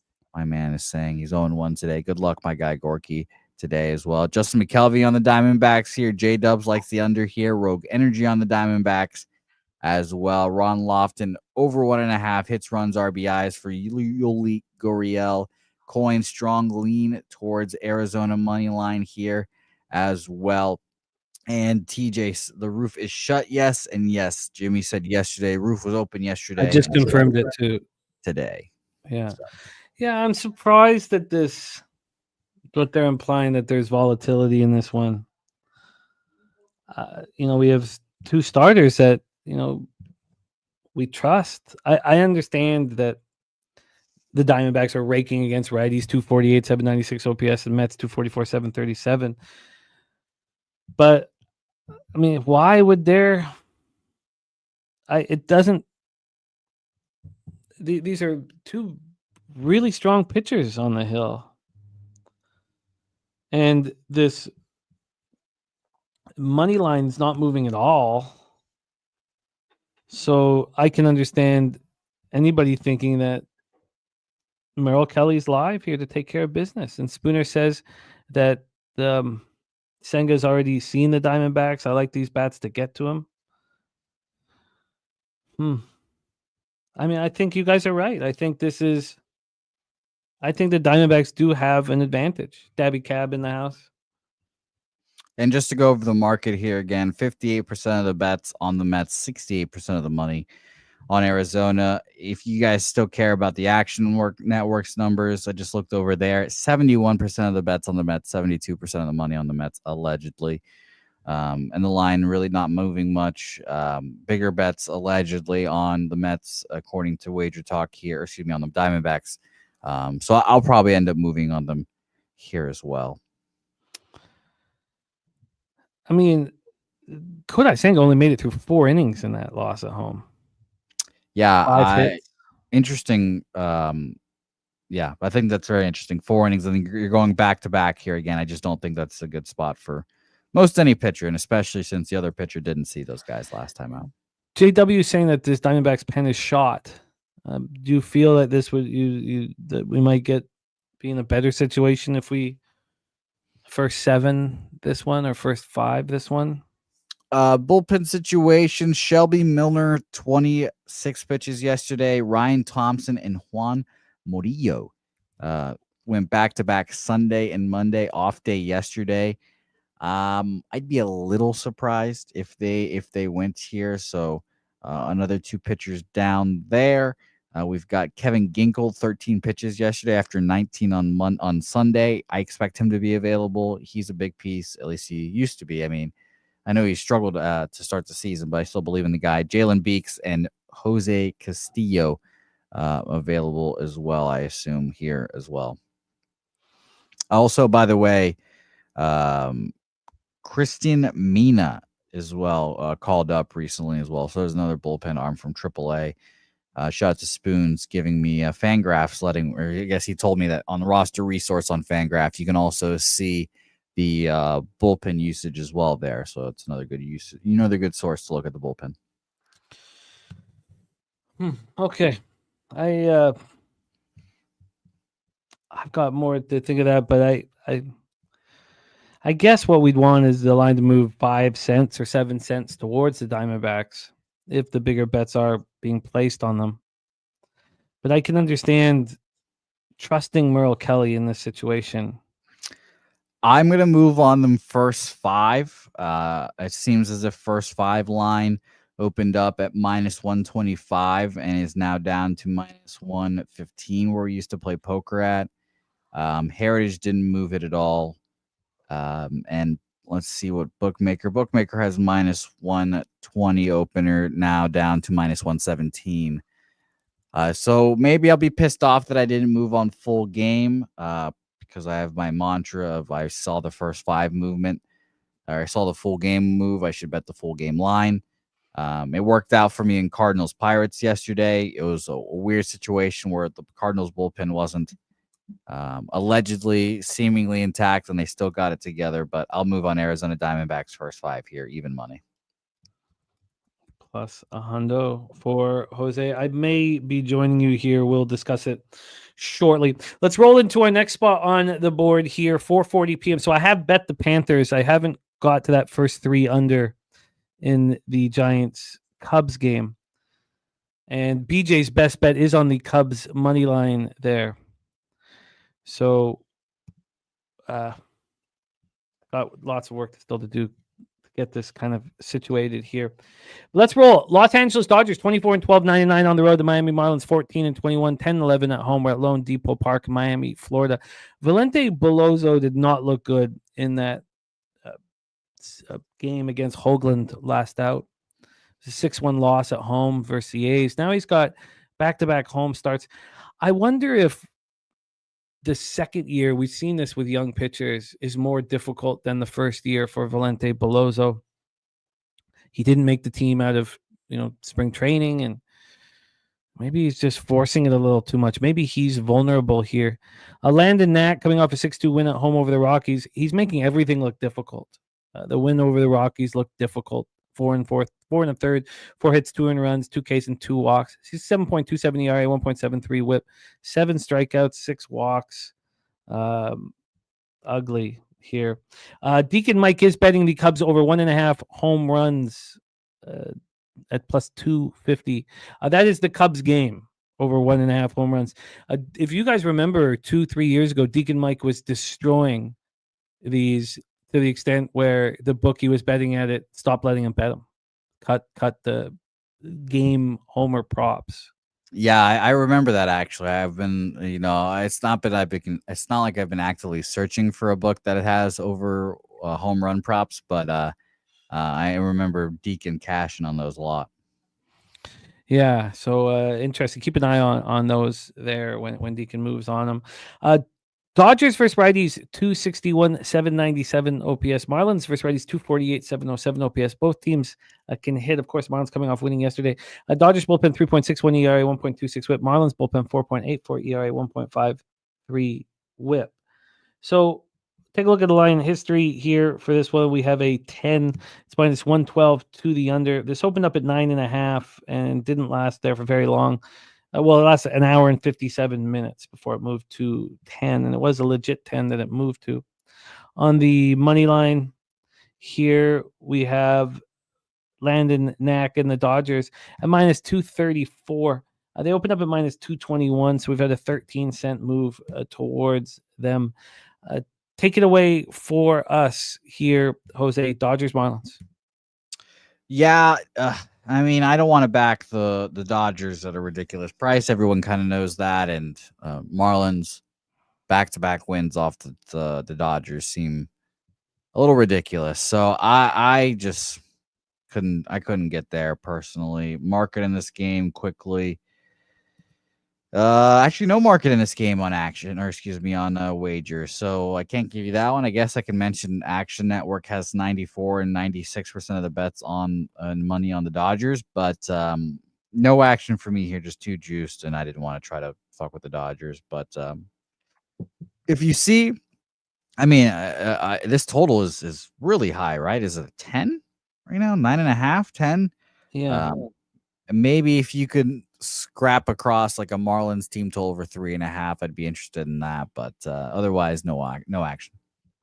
Is there concern because it's a travel day? Is there concern that everybody's locked in? That this will be the lineup you're looking for? Is there anyone? Would you have concern with that? I forgot who it was in the chat, but someone in the chat was really good about tracking the Marlins on getaway days and how horrible they've been.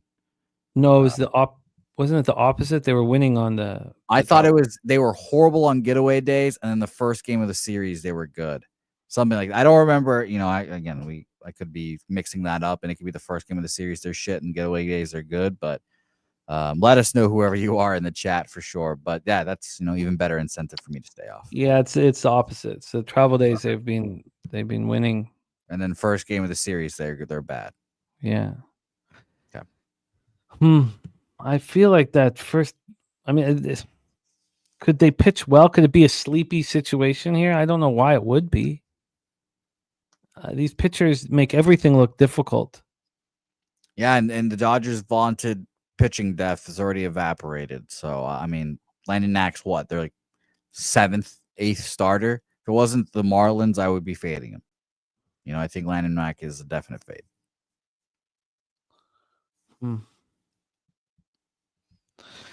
I wouldn't mind just looking at the line movement on this first 5. I feel like that. I think these pitchers are vulnerable, but I mean, all we can say is, look, it's a high line to start with. That's all. It's a high line. 5.5 is where it's at right now. There's been no movement on this 5.5. And by the way, the Marlins are great on road getaway days when they have lost the first two. He doesn't have the numbers in front of him, but yeah, road getaway days when they've won the first two or lost the first two. Excuse me. All right. Kevin Garrett's It's Racing with Razor is the channel. And we're going to be doing some Saratoga days here in the summer on Saturdays, full race car days here. There's going to be lots more race days here as we move forward, just trying to figure everything out. Yeah, might even hit up some Assiniboia on Sunday Night Baseball. No, the sad news is they're not running on Sunday nights. What the fuck? Yeah. So, but that Who doesn't do I have to call right now, Jimmy, to make but that's that? fine with it. There's Hastings, there's Delta Downs, there's other things we can do here. But the Big Boya, fuck those lazy bastards. It's a fun track, man. It sucks. Damn them. All right, well, let's bring back our friend TJ here for Rangers Red Sox. TJ, welcome back to the program. The enigma that is Tyler Mahle on the hill for the Texas Rangers, the second coming of Cy Young. 1.19 ERA, 0.98 whip. He looks phenomenal. Is not allowed a home run over 37 2/3. Lefties are hitting 133, 350 against them. Righties are hitting 208, 560. He's just pitching at an elite level, and it's confusing. Tanner Houck on the other side, having a really strong start in that 4-2 loss at the Jays, allowed just a one earned run. It was a solo shot, 6 Ks, didn't walk a batter. Lefties have been hitting him very, very hard, very, very hard. And when we go to that Texas Rangers lineup, there's some dangerous lefties. You know, Josh Smith, Corey Seager, Jock Peterson, Evan Carter, Heimel hit from the left side. A very, very dangerous group. Justin McKelvey on Seager, RBI at plus 123. Now, the Rangers are not hitting righties, you know, so 235, 661 OPS. Red Sox versus righties, 254, 749 OPS. Rangers bullpen, 3.86 ERA, 1.22 whip, while the Red Sox bullpen is 4.04 ERA, 1.26 whip. Soroka with 8 Ks so far. Good God. Rogue Energy says Rangers again. Let's take a look at the weather at Fenway here, and then we'll hand it off to TJ. 70 Fahrenheit, feels like 66, 7.2 miles per hour out to center, dies down to 5.4 miles per hour. Let's get into the line history here. Move this over to the full game. A low-scoring start, as we've seen so often on these early games on Wednesdays. I'm not taking advantage of them, but another low-scoring start. This total opened up at 9. It moved up to 9.5, so some volatility expected. On the money line here, we have the Rangers at plus 123. They opened up at plus 107, so a big move, 15 cents towards the Red Sox, minus 118 to minus 133. A big move to Houck and the Red Sox. I guess the market expecting for the first time this year, Mahle to get touched up. According to Action, 41% of the tickets, 46% of the cash is on the Boston Red Sox. Not a lot of money for the line to be moving so quickly towards them. Coin leaning towards the Boston Red Sox. Nasty Nate says the Red Sox smash, but Jermaine is on the Rangers money line and under. Just bet this game. TJ, take it away for us here. Rangers, Red Sox. There was a really good article this morning on MLB. Well, it was on the MLB app. I don't remember who wrote it, but it's about this new pitch called the kick change. And Mahle's one of the pitchers to embrace it. And if you look at a few of the others that have added it to their arsenal, they're all doing very well this year. The league hasn't quite figured it out. Not a lot of guys are throwing it. It's basically a changeup where they kick up their middle finger, and it acts like more like a split finger with the changeup. So it's a really interesting pitch. And, you know, a lot of these guys that are throwing it, their season's been excellent, or it's restored their career. And I think Mahle has really figured it out, and he's very comfortable with it. They're talking about signing him as the one that throws it best. Now, if you look at stuff like Savant, they don't even track that pitch yet because there's not enough guys throwing it, enough data out there. They're counting it as more of like a cutter or a split. So the data is a little bit off on that. So it's hard to glean how a team does against it or how he's been throwing it and the percentage usage. But just watching him, you know, I believe he's the real deal here, and I believe he can shut down this lineup. I don't trust Boston against him. I like the lefties that Texas is going to throw out against Houck. I really don't trust Houck's numbers. Everything in my database, it's an up and down, right? He throws a good game, good start, bad start. Was coming off a good start against Toronto, but some of the underlying metrics, his stuff plus his K stuff, he just doesn't have enough spin on his pitches. Big league hitters are going to get him. He's given up a ton of hard hit percentage over 95 miles per hour, almost 50% of the time. And he can't get out lefties like you touched on. So I'm just going to leave the bullpens out of this one. I do like Boston's bullpen. I'm just going to take Texas first 5, and you can get that at plus money. So give me Texas first 5 plus 109 over at Bookmaker. TJ on the Rangers first 5 at plus 109. Interesting breakdown there. Take it away, Jose. Your thoughts on your Boston Red Sox? Yeah, I woke up thinking that I might bet the Red Sox today. I didn't really love the market situation. I just don't believe in Molly and how good he's been. Tanner Houck, I think, has turned the corner here. I hope at least he's turned the corner maybe.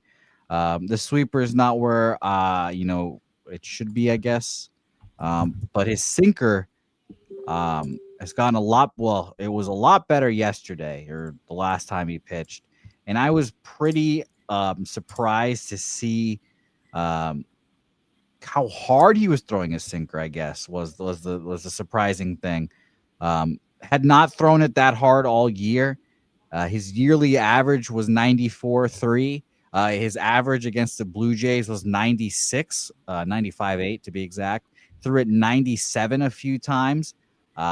I was just shocked to see that. I mean, he just hadn't done that. He's been a slider guy, and like TJ said, the slider's been horrible this year. Just has not had the spin that he had last year. So I'm very interested to see what happens here today. You guys know that I still think these are the 2 best teams in the American League. But I'm going to stay off here. Like I said, I thought I was going to roll into the betting the Red Sox here, but I'm not. 61% of the bets, 90% of the money on the Red Sox, and 56% or 57% of the bets and 66% of the money on the over. So close. I almost got there. But it's kind of a combination of the Red Sox. The Red Sox are not in a good spot right now. And the most annoying part about this Red Sox team right now is that the front office is kind of willfully choosing not to field their best team. They have the best prospect in baseball just on ice in AAA. Marcelo Meyer is right up there with him and being very, very good. He's also on ice in AAA. And I think that kind of is leading to the hitters kind of playing a little bit too tight because they know they fuck up. They've got that guy just waiting in the wings to take their job. So a lot of interesting, head games, mental stuff going on with the Red Sox. Some, bullshit ass, drama with first base as well, and all that shit. So I'm very interested to see how this Red Sox team is going to fare. And this is a good managerial test for who I believe is the best manager in baseball, Alex Cora. So I'm off. Shout out to the kick change and shout out to the chitter as well as another pitch that you'll see coming up. The chitter is a changeup and a splitter, obviously. So good luck logging all this data, Baseball Savant. Yeah, the good point there, Spooner. Canning's been throwing it too, and we've seen what he's done early on. Now, I will say on that sinker, Jose, Texas has some of the best hitters in the league against a sinker. Wyatt Langford, Josh Smith, Jonah Heim, Garcia, and Seager. All yeah, Jonah Heim was my dong today. I Saturated always asks me about dongs, and I always forget it. Sorry, Saturated, but I sent him a message on the chat there. Jonah Heim would be my one home run prop play of the day because he's had like 7 ABs against Tanner, 3 home runs against him. So yeah, no, I'm right there with you on that one. So it's just more reasons for me not to bet the damn Red Sox today. Well, let's roll on, fellas. I'm going to need more time with that spot at this point. Let's roll on. Next spot for us, we have one game in between TJ's next action. That next action being in Padres Yankees. We have the Philadelphia Phillies Tampa Bay Rays. This was a loss for me yesterday. A few of us were on the Rays. Phillies 20-15, 7-9 on the road at Tampa Bay Rays 16-19, 9-14 at home. We're at George M. Steinbrenner Field in Tampa, Florida.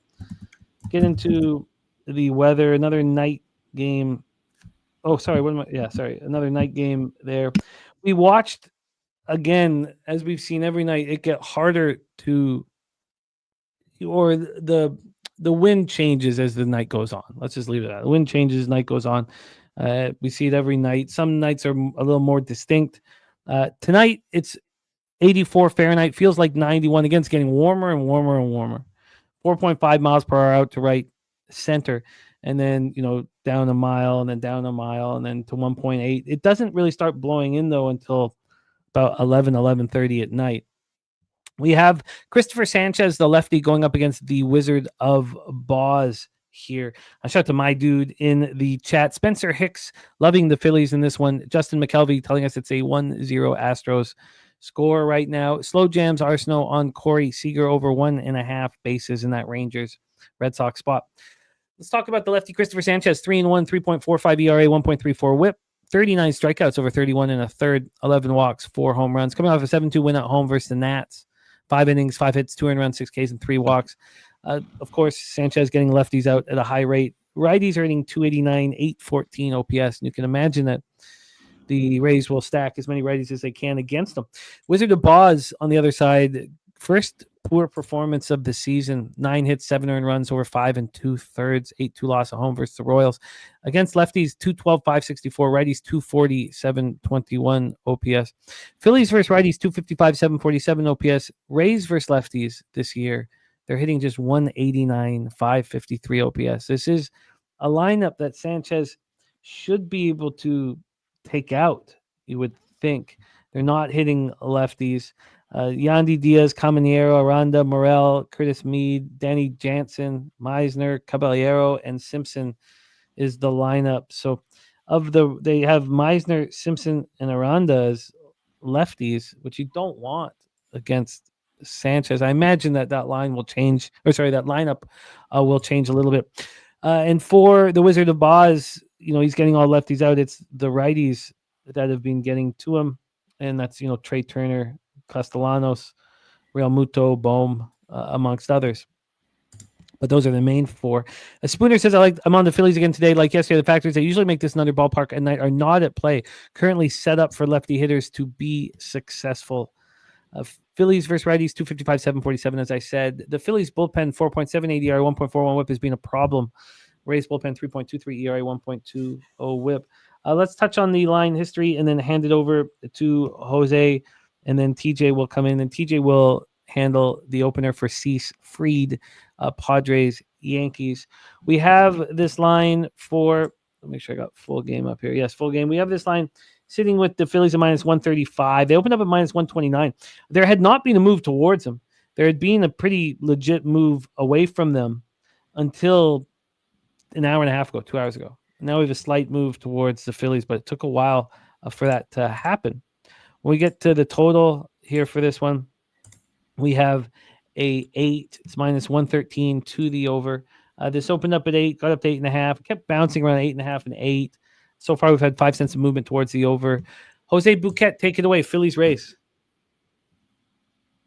Yeah, so I'm going to be on the under again. I'll take the under. I know yesterday I was on the over, which kind of saved me in the game, but the market was kind of screaming over.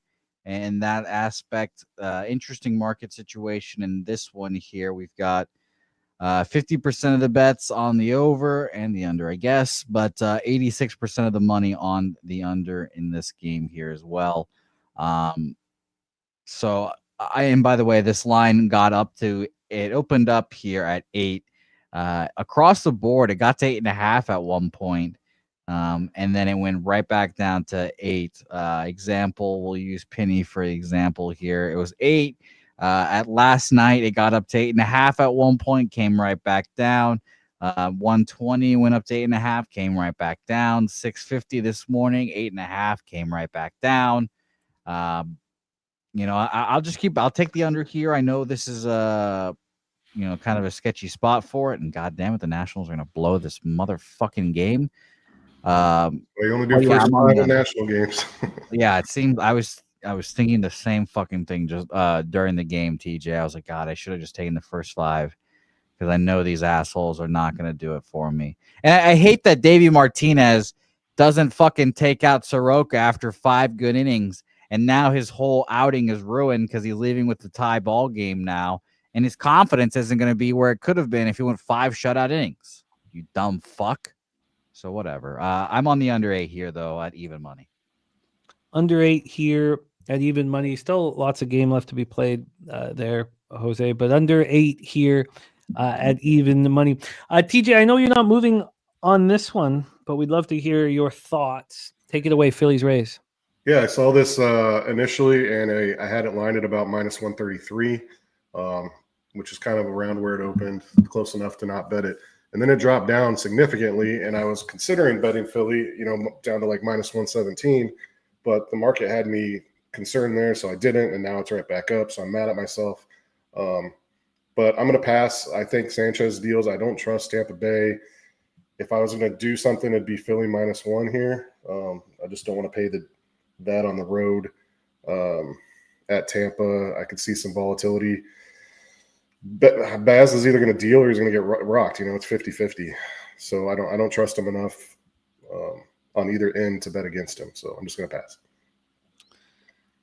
Yeah, I can understand the concern here. I can absolutely understand the concern. I just, I can make legitimate arguments for either side of the coin, whether it be total or side, and that always makes me feel uncomfortable. The idea that Boz is going to bounce back, is that why this initial move for 18 hours was towards the Rays and not the Phillies? Was TJ, do you think the expectation that the Wizard of Boz bounces back here? It's hard to explain. I guess so. Or even just a little bit of a letdown spot for Christopher Sanchez. But, his metrics support his numbers. So, a little higher whip for Sanchez, more guys on base. But the Rays aren't hitting lefties. They're not hitting lefties at all. I just don't. Jose, these are the Rays numbers from the beginning of the year against lefties. What are the Rays weighted runs created plus in the last 15 days, Jose?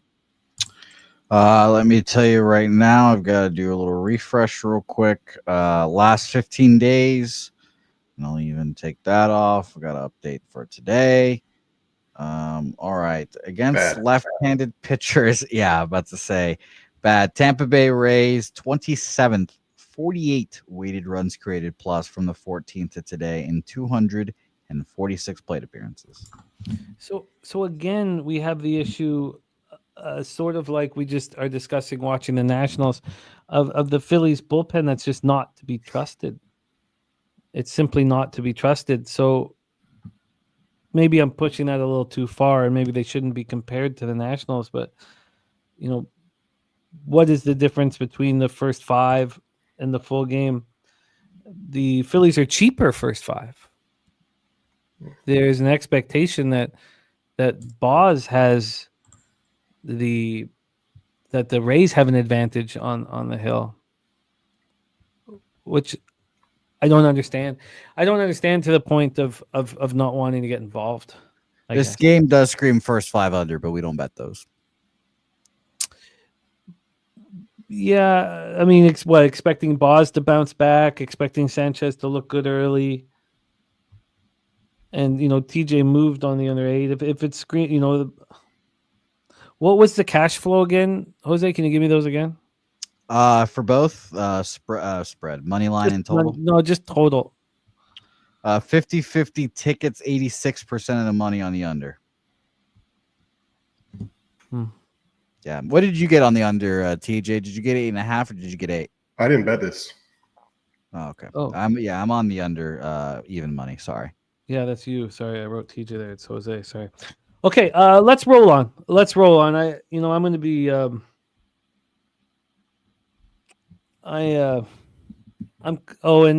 Spooner saying Philly's best bullpen arms are lefties. That's important.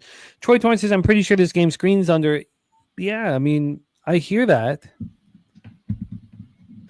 There's all this money bet on the under. Why wouldn't this move a little bit towards it? I'm going to stay off that spot. Let's move on. My quantity of action has dropped a little bit, but we're running in the right direction. Yeah, so. that's a good thing though. I've had those conversations with you about I had to drop my total of action. Like I just feel like I put in too many bets last year. And if I narrow down to the ones I really like, it seems like those are the ones that are hitting. I mean, we can discuss for a long time the psychological reasons behind some of these decisions. But what I'm concerned about is that not that my quantity of action is dropping, but that it's increasing every show. And then Friday I'll have 18 bets in MLB. That's not conducive. I understand what's going on. You're succeeding enough that you're getting confidence and you're enjoying it, and it's Friday but that's a problem. That if that keeps going, I'll start losing on Fridays, which hasn't happened yet, but it will. So I can't allow. I've got to keep that from happening. I know that when I'm winning, I cut my action down and I'm smarter, and when I'm losing, I reach more and take bigger risks. I mean, we all know that. We've talked about that often. Yeah, and it's interesting. It's interesting, real quick. Sorry, you have to kind of do a formula in your head for amount of action you have and your unit size. Because if you're not making, like for me, for example, if I'm making 3 bets a day, I'm going to bet more than $25 on each of those bets. So unit size and bet amount also, for me at least, has something to do with that as well. So it's something a battle that you got to wage in your noggin. One thing I think, and I could, this is just more of a personal thing. I think that your unit size has to be high enough that there's a concern making 18 bets. Yeah. That has to be, because if you're sitting there, if you're just hammering the board constantly, maybe you should raise your unit size to cut that down a little bit. TJ, do you want to touch on this quickly before we get on the Padres Yankees? Yeah, I 100% agree with that. I can't tell you how many people I know. I don't know if AM, for instance, bets all the action he puts in, but he has a bet on every single game. And that tells me you're not betting enough. If you have, I don't care what the amount is, if your normal unit or something that makes you worried is $100 a game, and you're throwing out 12 $20 bets, cut that down to 3 games of $100 each, and really focus and really get the cabinet, because it's so much easier to click send on 20 than it is to click send on 100. And so it's just mentally, and to tell anybody getting into this, I would tell you, get your bankroll, figure out if you're going to bet 1-2% of it, and that's your unit size, and don't make it enough to where it hurts. Yeah, no, I agree. Make it enough for, and again, that we have colleagues that work in a different way and hammer the board, and to each their own. You have complete autonomy with how you want to attack here. All that's important is that you succeed. But I agree with it. I think that you must, if you're able to just hammer the board with impunity, then that's a problem. It's not helpful. So I agree. And it's fun to have action. We all want action on everything. But what I learned a few years ago is I cannot have a bet on a game and watch that whole game to learn, right? Write down your lean, learn, and take what you saw and use it going forward. That's still having action. That's still being a gambler or a capper, right? It's just going to make you better. You don't have to have literal dollars on it to enjoy and watch. And I was in that mindset for years and years, and it costs you money. And mathematically, algorithmically, if you factor it out, the more bets you have when odds are against you, the higher chance you have to lose. So that's how I take it. But I know people that do it the other way that can make money. So, Yeah, I agree. And Johnny Gunn's another great example of this, saying, I used to bet 10 plus spots a day at $50 a pop, but now but he was losing more. Now he's betting 150 to 300 on 1 to 2 bets, and he's made him a better capper. So that's kind of like the dance you got to play there. So shout out to you, Johnny. Yeah, no, I agree. And Big Daddy Boom says this is why capper's record is important. Transparency is important. And it goes to another thing. Like, I find it very difficult to look at people's records when it's not all one unit. I find it very. I agree. I think it's a little misleading. Let's roll on. Now, you always stick to that, Jimmy? Well, I get obviously you do. I'm more of I have like a 1% bankroll and like a 1.5% bankroll. Those are my two bet sizes. Well, I told you guys I'm going unit and a half personally with my NHL action, but it doesn't change the way we record. Now, also though, when I was first down in Costa Rica, we were doing contests at the place I used to work, and the contest would either be 3 units a pop or 5 units a pop. That's how the contest worked. So when I put out what my record was with the units, older cappers were like, "Stop that!" Yeah. Right away, they're just like, "Stop that!" And you don't need to be told twice from like a professional gambler to stop doing something. Like you just listen, So, but let's roll on. Troy Twain says every investment is not created equally. If you have the ability to measure your edge, you must spread your units. I think that's fair as well.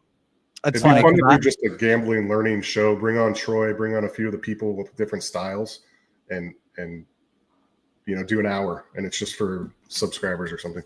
Yeah, it could be a members only show. Now, Troy says misleading my ass. Troy, you state that this bet on your spreadsheet is 1.5 units. You state it. We see it in your spreadsheet. So you state it there. We don't need to get into it, but sometimes you'll see a capper with a record, and then the units that they're up is, enormously high on being 15 or 20 games over 500. And I just find it difficult to quantify that. So again, we don't know anything. We're just told after the fact that somebody's up, an enormously high amount of units, but they're only up, 10 or 15 games over 500. That's all. It's yeah, and you hear Pete make fun of it all the time, where people say like, "I'm going to make 100 unit bet and then shut it down, and I'll be 100 units up," stuff like that. Yeah. So when you say misleading my ass, Troy, I'm just saying from someone who follow a bunch of my friends and colleagues, not misleading my ass. How do you make sense of somebody being up 65 units on 50 bets? They're 30 and 20 and they're up 65 units, and that's all that you see. No, it's not misleading my ass. It's just like, what does that mean? I don't. And I was told months in by professional gamblers to stop that immediately, and it was just because I was relaying the information from a contest. So okay, let's roll on. San Diego Padres 23-12, 9-8 on the road to the New York Yankees 20-16, 12-8 at home at Yankee Stadium in the Bronx. We have, I still haven't sent out this first 3 under, which I want to, but I'll do it here. You know what? I'm gonna listen. Jose, why don't you set up Padres Yankees for TJ? I know he's got action, and I just got to get these bets in here so I can just relax. So, Jose, why don't you set this one up? Yeah, this is to me personally, I think this is a pretty inflated line. So I'm very interested to hear what everyone has to say. Minus 185, I thought, especially with Dylan Cease on the bump. I'm like, wow, the Padres at plus 150. When are we going to see that? No, again, I didn't bet anything. I pumped the gas, or I pumped the brakes, and I drove slow, as that song says. I don't know who sings it or what's it about, but drive slow, homie. Somebody we don't talk about anymore. We don't talk about this person anymore? Oh, no. Shit. Well, sucks for that guy, I guess. Shout out to him wherever he is. I hope he's rotting in hell. 55% of the bet. 85% of the money is on the New York Yankees here. 59% of the bets are on the under. 69% of the money on the over, which is kind of fascinating here. Max Fried, I don't want to call him the best acquisition made in the offseason, because Juan Soto and Alex Bregman and all those people are out there, but he's pitched phenomenally. I don't think the Yankees have lost a game he has started yet. Has not given up more than, has not given up more than 2 earned runs in a start. He gave up 6 runs in the first start against Milwaukee, but those were not earned. 7 innings, 1 hit, shutout against the Tampa Bay Rays, who we just talked about sucking against lefties. 6 innings, 5 hits, 1 run, not earned against Toronto. Another dominating start against Tampa Bay.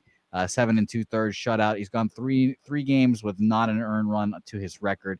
But again, 2 of those were against the very shitty Tampa Bay Rays when it comes to lefties. So take that with a grain of salt. Dylan Cease on the other side.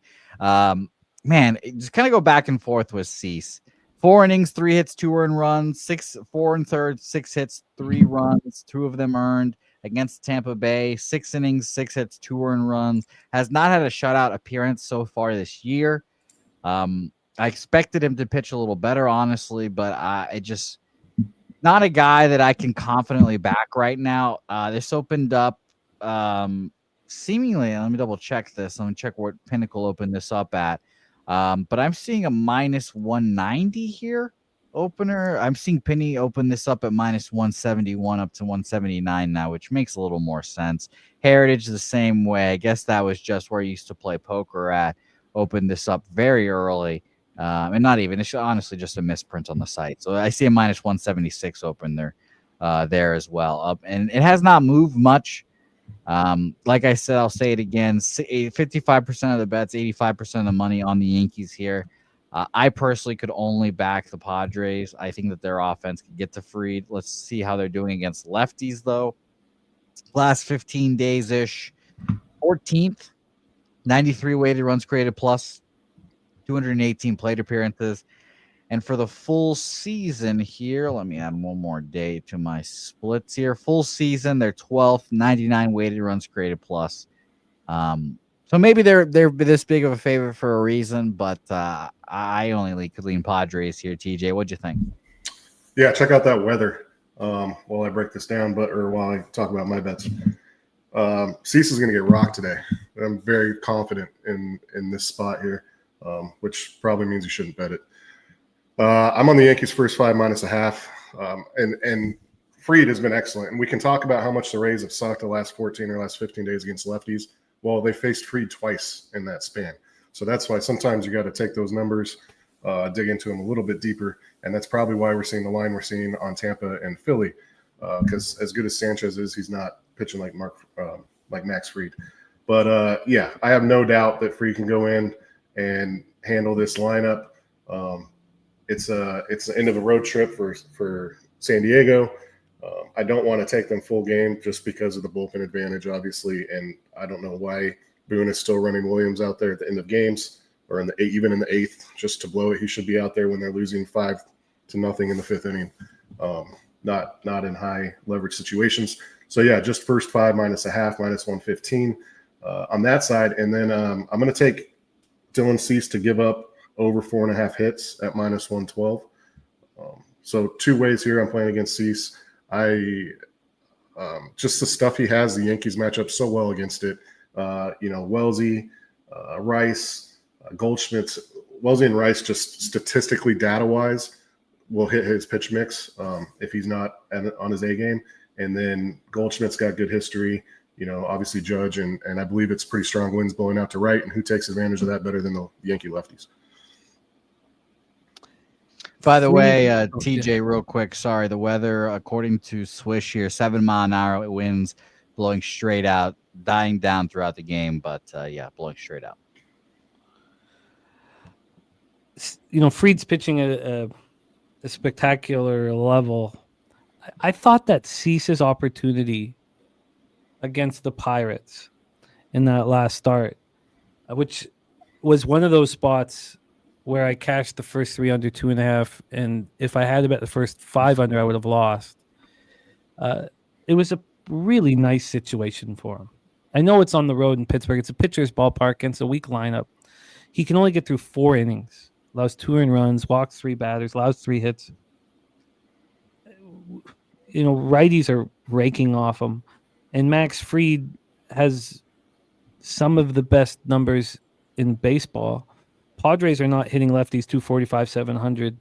I mean, what did you get, TJ, on the Yankees first 5 minus a half? Minus 115, which is out there right now. Yeah, I mean, Heritage. It makes perfect sense to me. I mean, we like Wager Detective saying, like, not saying he's due to lose. Like, that's a mindset that some of us have. But when the numbers are just as dominant as they are, Cy Young type, like I'm not going to be the one to try to pick that blow up start. You know, I can't predict when Fried's going to get hit, but I don't think it's going to be San Diego, who doesn't do well against lefties, and he's got a very comfortable spot at home. Ron Crawford, great to have you, my friend. Ron dropping his action here. He says Cards are the spreadsheet play today, but he's betting the -1.5. Even though the record on the money line in this situation is 25-1. So there we go. I have made my first bets of the day, and I have joined, I've joined you, TJ, on that first 3 under 2.5 at plus 100 in the Mariners A's. I'm also on the A's first 5 plus 0.5. And I'm on the first 3 under 2 at plus 100 in the Giants Cubs. That's all I'm going to need to bet before our show ends. So I'm comfortable there. The only other question would be, should I back the Diamondbacks? And that will come really close to showtime here. So I'll have to make that decision. TJ, that is your final spot here on the board. Is there anything else that you want to make official before you bid us adieu? No, I'll be in the chat if something else comes up. I'm interested in Detroit. It's pricey, but I think they can cover -1 pretty easily. But that's all the action I have so far today.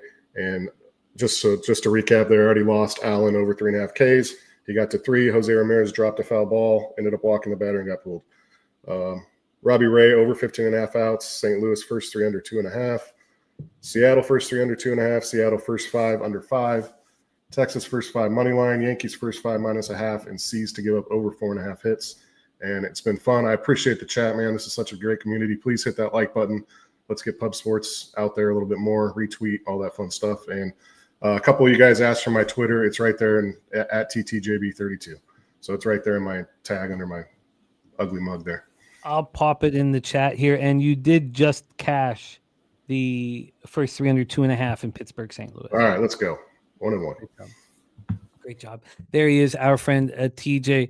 I'm going to pop the handle here in the chat for TJ. And then I feel good. I've got some action out there. I'm a little nervous about the A's first 5 plus 0.5.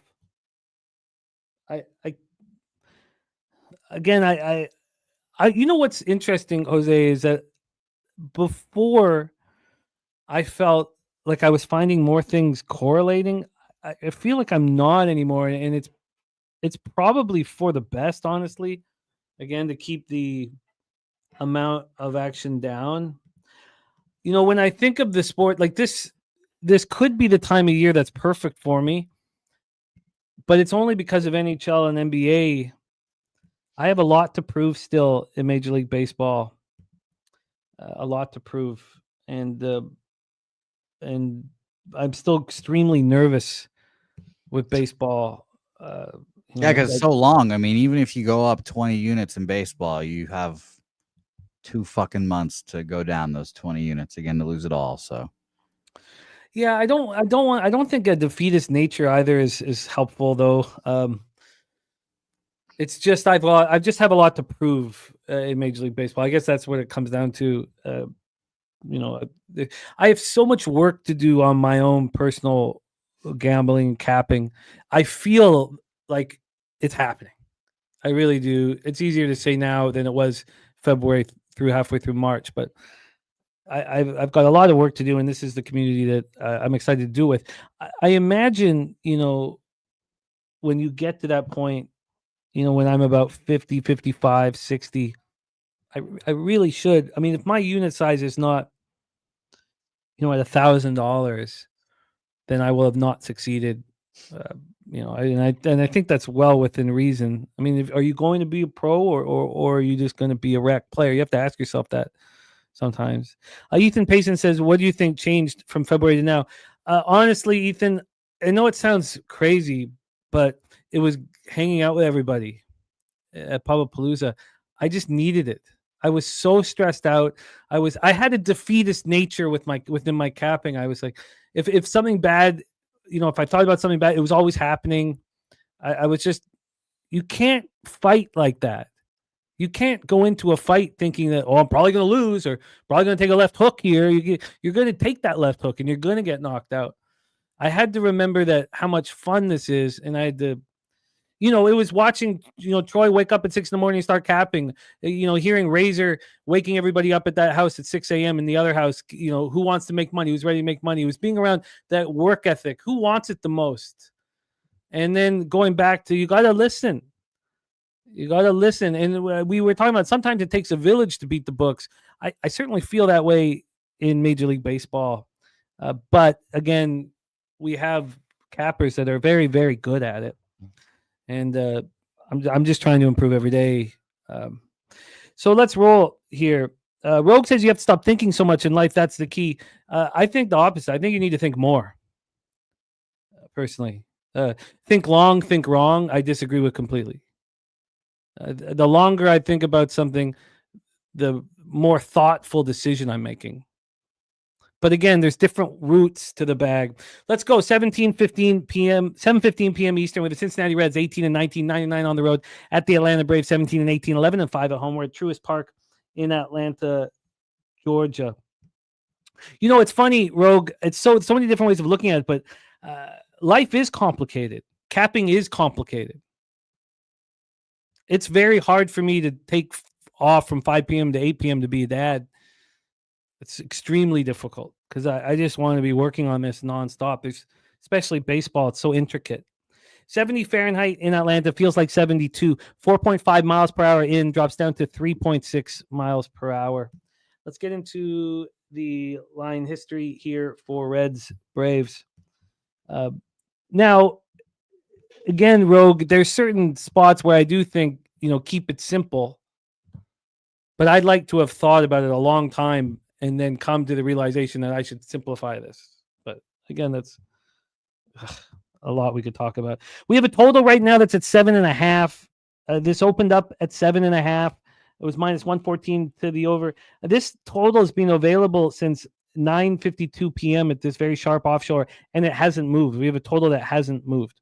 We get to the money line here. Capping is so tricky. Again, looking at these early games, the market was telling you that Soroka was going to pitch well. Well, he did. You guys were right. And some of you aren't going to get paid for it. The market was telling you that Priester was going to pitch well. Well, he did. But if I was on Milwaukee first 3, I would have lost. This is a tough game. Sometimes when you're right, it's the Rosie Perez school of capping. Sometimes when you're right, you're still wrong. From a money line standpoint here, we have the Braves at minus 114. They were minus 113. Now they opened up at even money, so we have 13 cents of movement there. 13 cents of movement. So let's go. Hunter Green versus Grant Holmes. I'm pretty high on Grant Holmes. And, I think that he proved why we should be in that last start. 2-1 loss at home versus the Dodgers. He looked very good. Phil Eagle Flyer on the Braves game tied after 2 at plus 154. Lefties aren't touching him at all. Righties are hitting Grant Holmes with power. 241 with a 917 OPS. Let's take a look at the righties in the Reds lineup that we would need to worry about. Matt McClain, Dela Cruz will hit from the right side. Marte, the third baseman. Steer, Stevenson, and not Espinal. That is the hitters that we would need to worry about with Grant Holmes. It's not a ton of power there. When we talk about Hunter Green, he looks phenomenal right now. He's getting everybody out. Lefties are hitting 195, 669 against him, while righties are hitting 147, 463. Hunter Green allowed a solo shot in his last start. It was at home, was a cushy start against the Nats, and he delivered. Both teams are hitting righties at the exact same level, pretty mediocre. Both bullpens, exact same level, pretty mediocre. This is a pretty even game. And this is one of the spots, and I'd like to hear the cash flow, where I was really thinking about the first 3 under 2.5 or a 2, depending on confidence. Jose Bouquet, take it away. Reds Braves. This game really frustrated me yesterday because obviously I was on the Reds. They were up 1-0, and then we blow the 9th inning, and then we lose in the 10th. So that was a frustrating game. At least we crashed first 5 plus a half. Shout to you, TJ. This is a fishy line to see the Braves as favorites here. I think Hunter Green truly is a top 5-10 pitcher in baseball, and Granholm's fighting for his life here to try to keep in this rotation. I don't know. Again, I just think this is very, very fishy. 91% of the bets are on the under, 69% of the money on the over. That's also pretty scary right there, if I had to say something there. And let me get the money totals right now, because wager's been kind of going off and on here today. But the fact that I haven't seen it yet, but if I hope that there are more bets and money on the Reds, like everyone's betting the Reds here at a plus money price, so I can bet the Braves. It just seems very fishy that that anyone would line this line, because it feels like if you put this at plus money with Hunter Green, you're gonna have a bunch of Reds bets here. But I'll let you guys know what the money line percentages here are in a second, because I guess my computer's running slow for whatever reason today. I'm not sure, but I'm really hoping that we have more bets and money on the Reds. Yeah, we have the information here from Coin. 50% of the tickets, 65% of the cash on the Braves. Kong's Cliff says Hunter strikeouts. He's on it at plus money. I mean, is there a batter versus pitcher concerns for Hunter Green? Is it the fact that, he's on the road after, a pretty cushy spot in his last start?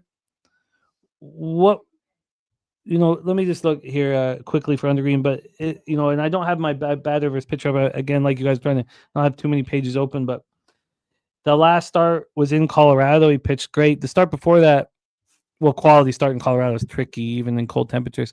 Then he gets lit up at Baltimore. He completely shuts down San Francisco, but that's a pitcher's park. Again, the weather. Let's go back to that weather here. Blowing in. What is there a red flag for Hunter? And if there was, what would the red flag be? I'm not sure. I'm trying to get my batter versus pitcher up too. It's just my computer running like shit today. But here. I'll grab it here. I don't know. My red flag is the line. That's the only red flag I have personally. If this was if this is a flipped line, I'd probably agree with it more. Minus 120 Reds, even money. Braves, but I just cannot believe that they are giving us plus money here with, again, one of the better pitchers in baseball against a team that's kind of been underperforming all year. And I finally got my shit up. There's not really been that much damage off of him. Last year, he went 7 innings, shutout, 3 walks, 7 Ks, 4-1 victory. 2023, 6 innings, 7 hits, 3 earned runs, 10 Ks, no walks. And then the year before that, 5 innings, 4 hits, 3 earned runs, 7 Ks, 2 walks, 2-1 in his career, 4-1 victory. The last time, 4-5 loss, 6-3 win. Only guy that really does damage to him, Matt Olson's 250 batting average, but he has a home run, so I guess. Austin Riley, 9 ABs, 3 hits, 2 doubles. And Verdugo 1 for 5, but I guess it's a double, so it's not even that much damage. I just think this is a very fishy trap line, and maybe I'm probably going to stay off this game, but gun to head here, I guess it'd have to be Braves. Yeah, and I could just take that uncomfort away and move on it, because I'm high on Grant Holmes, and I think he's a part of this rotation. The first 3 under 2.5, I'm going to move on as well. So it'll be first 3 under 2.5, and I expect to be on the Braves here when this show ends. Let's roll on. Jose, next up for us, 7:40 p.m. Eastern, the Baltimore Orioles, 13-21, 5-12 on the road at the Minnesota Twins, 16-20, 10-6 at home. We're at Target Field in Minneapolis, Minnesota. Let's get into the weather here. We have 70 Fahrenheit, 11.6 miles per hour in, dies down to 10.7 miles per hour. Let's get into this line history. We have Simeon Woods Richardson on the hill going up against Charlie Morton. And good God, does the market throw twists in Charlie Morton starts. He's only had 1 start, I believe, and I'd have to go over this closer. And again, that's the problem with baseball is I feel like you could put 2 hours into every game. That I believe that only one time the markets moved towards Morton, and he pitched well. And I think that the Orioles are 0-8 when he's on the mound now. I believe that's the case. Ugh. The Twins have gone from -141 to -133. You have to think when Morton gets on the mound here, does he think, well, could this be my last chance at being a starter in Major League Baseball? Now, we know that's not the case because, the Angels will come calling or the Jays will come calling. The total opens up at 9.5. We're now at a 9. So let's kind of take a look and see if the weather has anything to do with that. It does. 11.6 to the under and then down 10.7. So this is maybe a situation where Morton can be backed. Yes, he's 0-6 with a 9.76 ERA and a 2.20 whip. 26 strikeouts and 27 2/3, not so bad, but 21 walks to add and 7 jacks. His last appearance was May 4th, so just a few days ago. Threw an inning. It was an 11-6 loss home versus the Royals. He didn't help. He went 1 inning, allowed 3 hits, 2 earned runs, 1 homer, and didn't strike out or walk a batter. His last start was back on 4/20. Went 2 1/3, allowed 7 earned runs. That was a 24-2 loss at home versus the Reds. Lefties are raking 295, 1.001 whip. Righties are raking 386, 1.032 whip. Simeon Woods Richardson has had his own struggles, not nearly as bad. He's got a nice K to walk ratio, 30 strikeouts over 29 innings, 4.03 ERA, 1.45 whip. His last start, 4-3 extra inning loss at Cleveland. He went 4 2/3, 2 hits, 2 earned runs, 1 homer, 4 Ks, and 5 walks.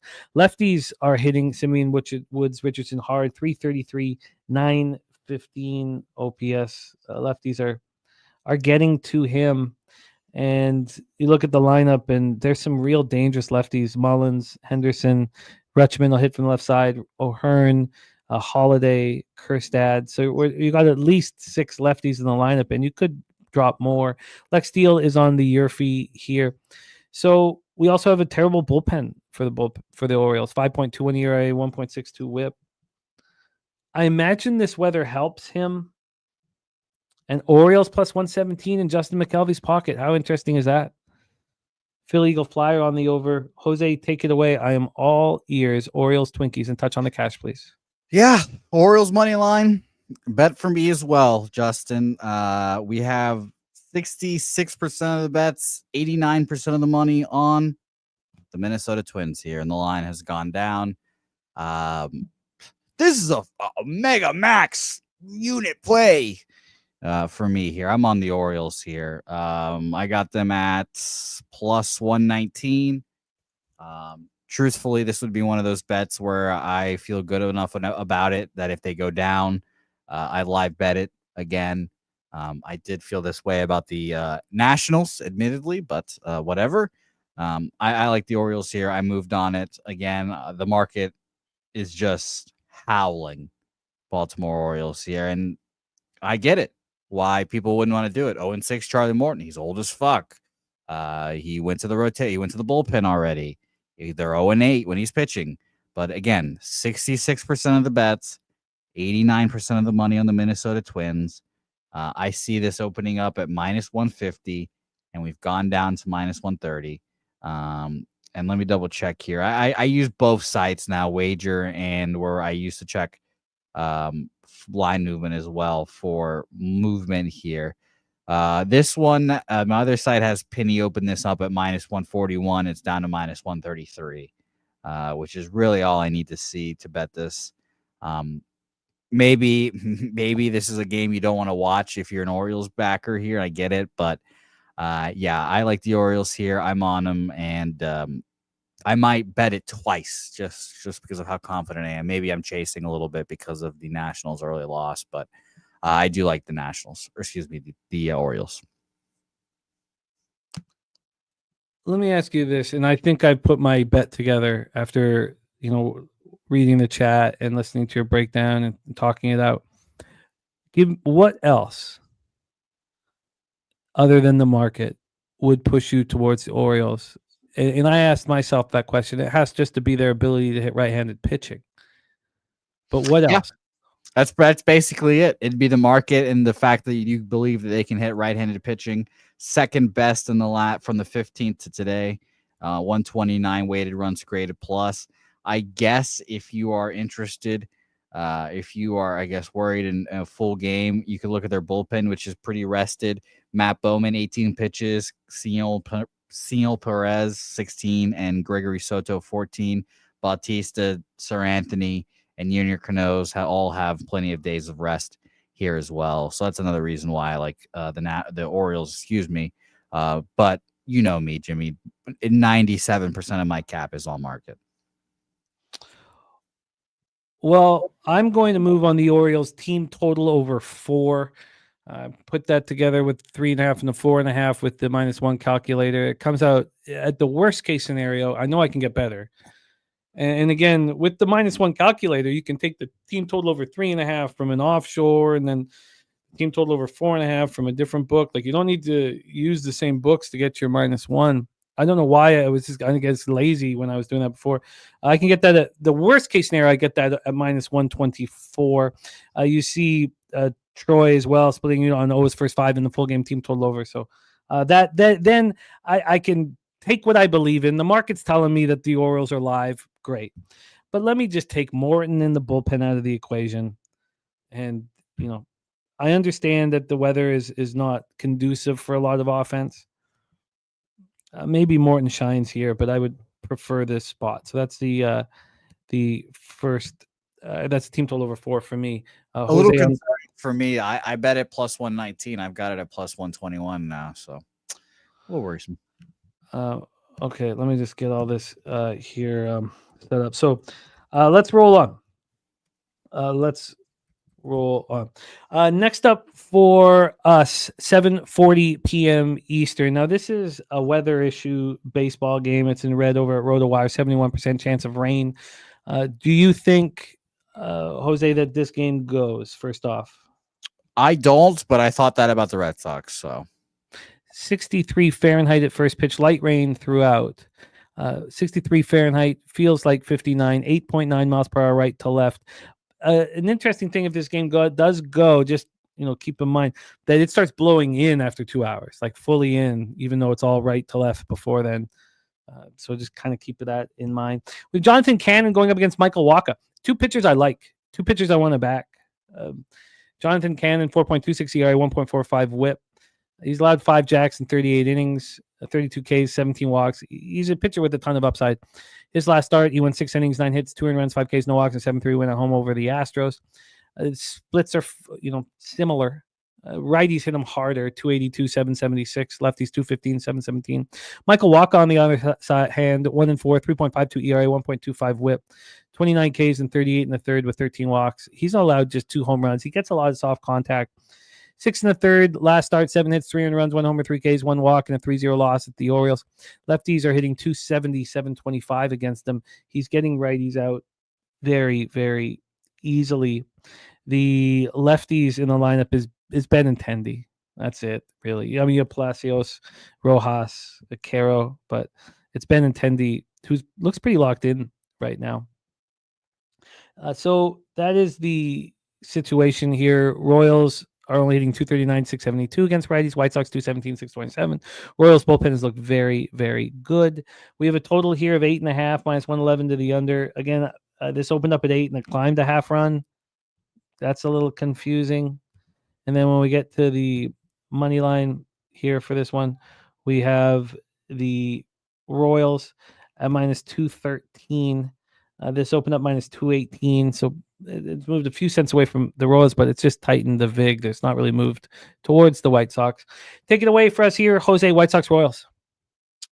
Yeah, I leaned White Sox, but no action. I like Cannon. You guys know this if you guys have watched this show for the last few years, but no action for me here. We'll see if this game goes. Market in this game, I've got. Sorry, this thing going up and down here. Sorry for the delay. Here we go. 73% of the bets, 77% of the money on the Royals here, 64% of the bets on the under, but 86% of the money on the over. So that's a fascinating big amount of bets on the over. But no action here for me. I'd just go White Sox or pass personally. I wonder if God, I I'm going to bet the first 3 under. I don't want this game to go without. I like these pitchers. I think they're more than capable of keeping things calm early. I guess before I confirm that, let me quickly go through Cannon's road starts to make sure there's not a black flag or a red flag. I tell you, I will starting next week. I'll include the home and road splits.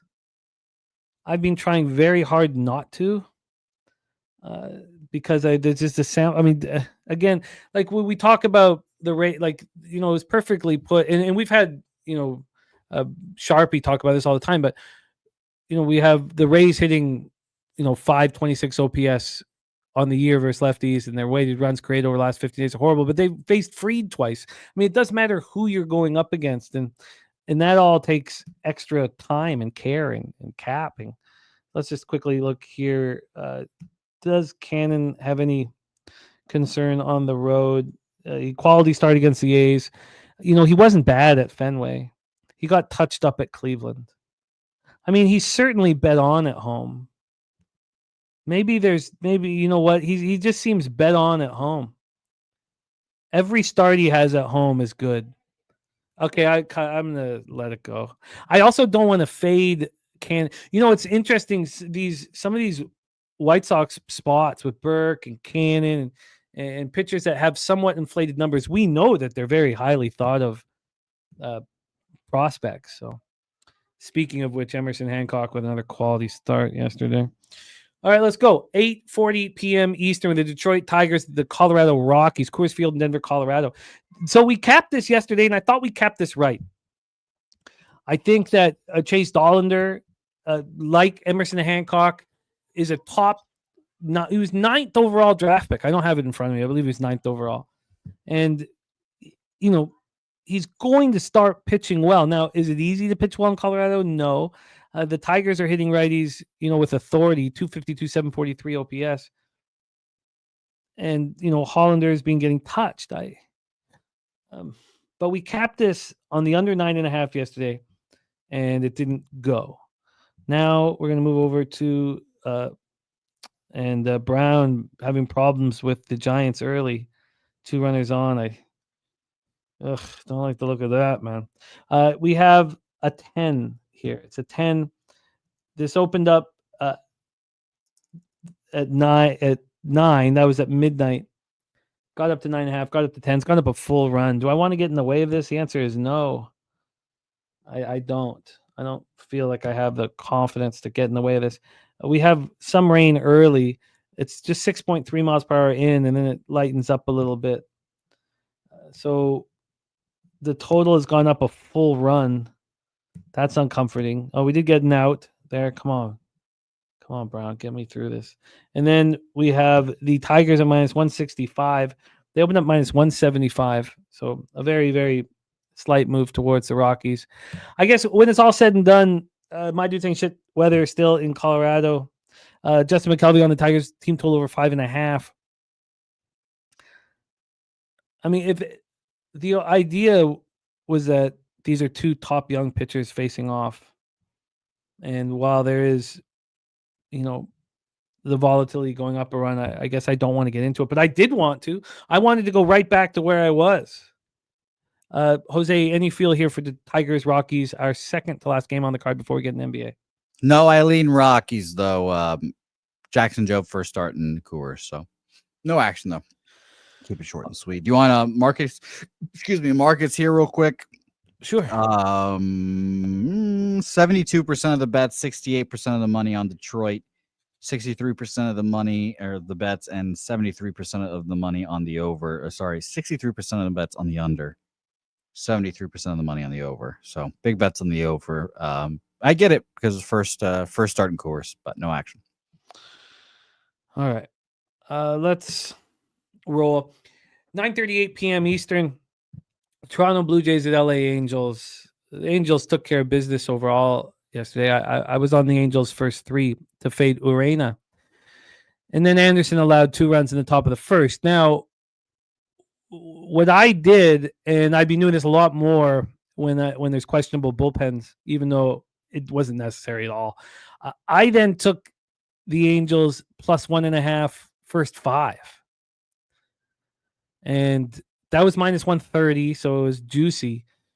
And then the Angels scored 2 runs in the bottom of the first, and I thought, oh, I've got this out. I've got this figured out. This was really good looking. And then, of course, I didn't need to. I could have just taken them full game.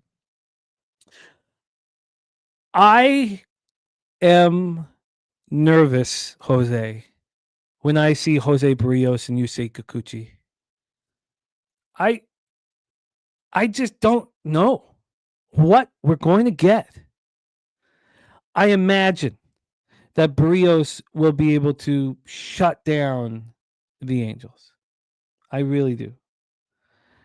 But every time I put faith into him, I kind of get let down. We talked so often about how you can see his movement right away, on his off speed. And when you see the movement, you can decide whether you want to bet him. Lefties are hitting 261, 740 against him. Righties 262, 805 against him. Again, it's sort of like Emerson Hancock's numbers. If you take out that first start in the home opener for the Jays, then his numbers would look a lot better. And then Kikuchi, righties get to him.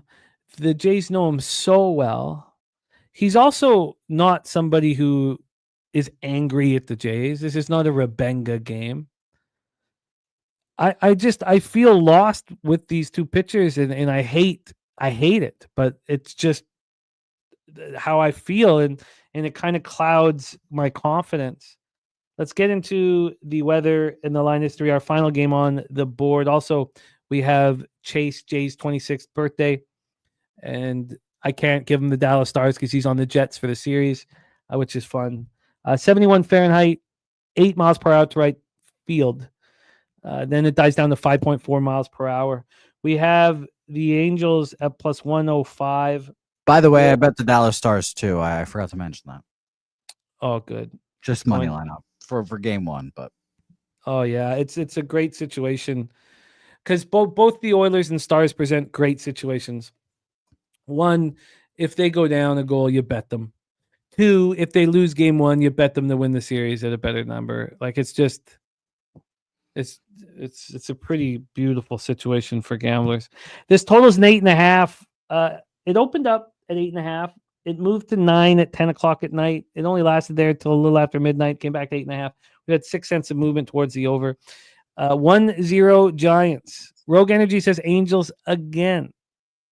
Take it away for us here, Jose. Jays Angels last game on the board. Yeah, stay off game for me. Unfortunately, I did lean Toronto Blue Jays here. Jimmy, the real question is, are you gonna let Ella watch this game? Too late for Ella. What a shame. Yeah, what a shame. It would have torn her heart up to watch Yusei Kikuchi get destroyed by the Blue Jays here. But 51% of the bets are on the Blue Jays. 87% of the money are on the Los Angeles Angels here.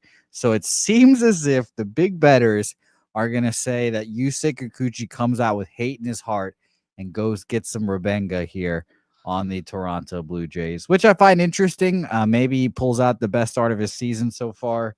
I'm not going to be the guy that tries to catch that falling knife. As you guys know, I have said to fade him all year, whether I've backed him at some points like an idiot or not, but I just don't want to move on this game, and no total information on this game either, unfortunately. So it's Angels or pass. After looking at the market and everything, when I first saw it coming in, it was like, okay, the Blue Jays roll here. But no, I think that Yusei comes out with some hate in his heart. If the Nationals fucking win this game, I'm going to be so angry and so relieved at the same time. I hope they come back for you guys. 8-6 at the bottom of the. You know what, Jimmy? Real quick, official bet. Let's go make this fucking live bet. I should have maybe made it earlier when the odds were better, but I'm going to make a live bet on the Nationals. Interesting here, live bet on the Nationals, because so what I've been doing is not betting these teams to win. You can call it safe, but I never do this in NHL. I've never done it in my entire life. Not one time have I ever bet a plus a number in NHL. It's always just to win. But baseball, quite different for me. I really love the opportunities that arise here. I am. Let me hit submit first. I'm not watching the game, which is another fucking cardinal sin of these fucking games or of these bets. These are full unit bets. I just got money line plus 332 and plus 1.5 at plus 149. Again, if you are a guy or girl that watches Sunday night live streams with myself, Spoons, Gorky was there last week, whoever else, you'll remember that I did this exact same thing with the Dodgers. They lost by 1. We lose the money line. We'll take the plus 1.5, and plus money too is great. I mean, you can get a plus. Actually, I'm not even being offered the 2.5, but plus 1.5 at plus 143. I'll take it, and I guess I have to turn this game back on again. Yes, you do. Yes, you do. I hate when I turn off a game when I get so fucking angry watching it, and then they give me hope again. God, I hate that shit. But here we are. Yeah, no, I hear you. Question from Rez. My man Rez says, "Did you bet the Pacers at halftime?" Like you said, if you did, like you said, you were. Not that I said I did, but if you did, you cashed that is beautiful cap. I did not, and I told you guys that I was going to bet the Wolves first half if I was not in business and double result, and I couldn't at halftime because it was just plus 1.5 with Curry out. So I waited. Until I got a plus 9.5, which did not cash. So I lost 2 units and then lost a third unit on NBA. Now 2 for my record because I don't tweet out my live bets. But thank God for the Oilers. Thank God for the Oilers, and thank God for the Oilers. God bless the Oilers. Thank God for the Oilers. I'm still riding the Oilers bandwagon. I've got the future from preseason. What did you get on your future? I'm rooting for them extremely heavy here, and I cannot wait to see the price on Stars Oilers plus 800. By the way, for the Cup. That's what I got too. Unfortunately, I only got plus 350 on the conference. I would love, please. It's not going to happen, but please make the Dallas Stars underdogs against them so I can bet the Stars in the series. Just don't make it ridiculous so I can have a little hedge option or whatever the fuck we're going to call it. But how is that not like, look, if they, let's say they both beat their opposition in 6 games or they both do it in 5 games. It's similar, let's say. There's no My guess would be Dallas Stars minus 140. My guess would be Dallas Stars minus 120. Okay. See, and you're the best. You're the much more knowledgeable hockey capper. But I might be wrong though. It's when those are we're gonna try and figure it out. Justin got plus 750 preseason. It's so funny. I can't believe a Portnoy who had $1 million on the Oilers last year that didn't watch them lose in 7 games and think, oh God, I'm gonna make so much money on them next year. The motherfuckers fly out with the bases loaded, 2 outs. So 8-6 Nationals. Yeah, that man just fucking too busy for his own shit, I guess, huh? Well, I just when I watched McDavid watch Kachuk and Bennett, all I thought was, oh God. And again, I mean, I only have 500 on each. Thank God I got that. I think that's exactly why they've come back. I mean, that's exactly like the result of losing that game 7 and being down 3-0. They always feel like they're in the game, especially when you have the best player, 2 best players maybe in hockey. By the way, fucking Hellebuck, is he really going to win the MVP this year? What a fraud that guy is. That guy sucks. Oh my God. He does not suck. I can't believe. When's the last time a goalie won the MVP, Jimmy? Dominic Hasek? I would think. I don't know. I would guess Dominic Hasek, 1992 Buffalo Sabres off the top of my head. I don't know if that's correct. The last one, by the way, Hasek won twice, back-to-back years. What years? 97, 98. Oh, great Jesus, year. I was way off. Okay. And 96, 97. Why the last 2 people to do it.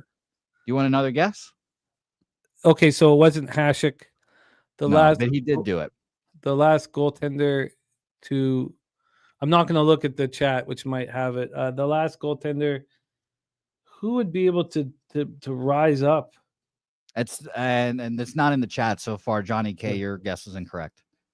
Okay, we'll just take 10 more seconds on this, and then we'll move on to NBA. We got Brizzy ready to rock here. Sorry, Billy. Who would it be in the last one? So if it's got to be in the year 2000s. Then the most dominant goaltender, I would say, Martin Brodeur. No, that was Johnny K's guess as Brodeur as well. No. Okay. Then let me give me one more. If this is Andrei Vasilevsky. No.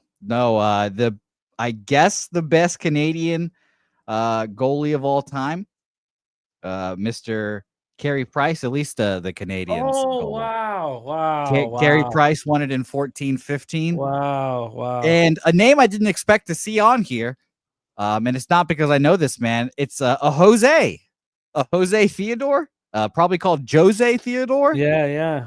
0102, they both did it for Montreal there, but Jose in here as well. See, that gives me more credence that I should have been a hockey goalie. I should have taken up the mantle of Theodore and just been a star, but it is what it is, I guess. It's not too late, man. Get the road hockey equipment so we can play outside in the parking lot, Pubapalooza 5, man. I would hate to flash the glove on you, Jimmy. I'd hate to do that. Oh, that'd be perfect, because then you could actually use your baseball glove. Well, right? yeah, and the interesting thing is I'm obviously left-handed when it comes to throwing, but I don't know which hand I'd be good with the glove there. But it doesn't matter. I'm going to kick everyone's ass in all these athletic events at Pubapalooza, whether it comes to running, skating, goalie, whatever it is. I believe in myself, and I hope you guys in the chat do too. We have a long day of a long day of basketball incoming too.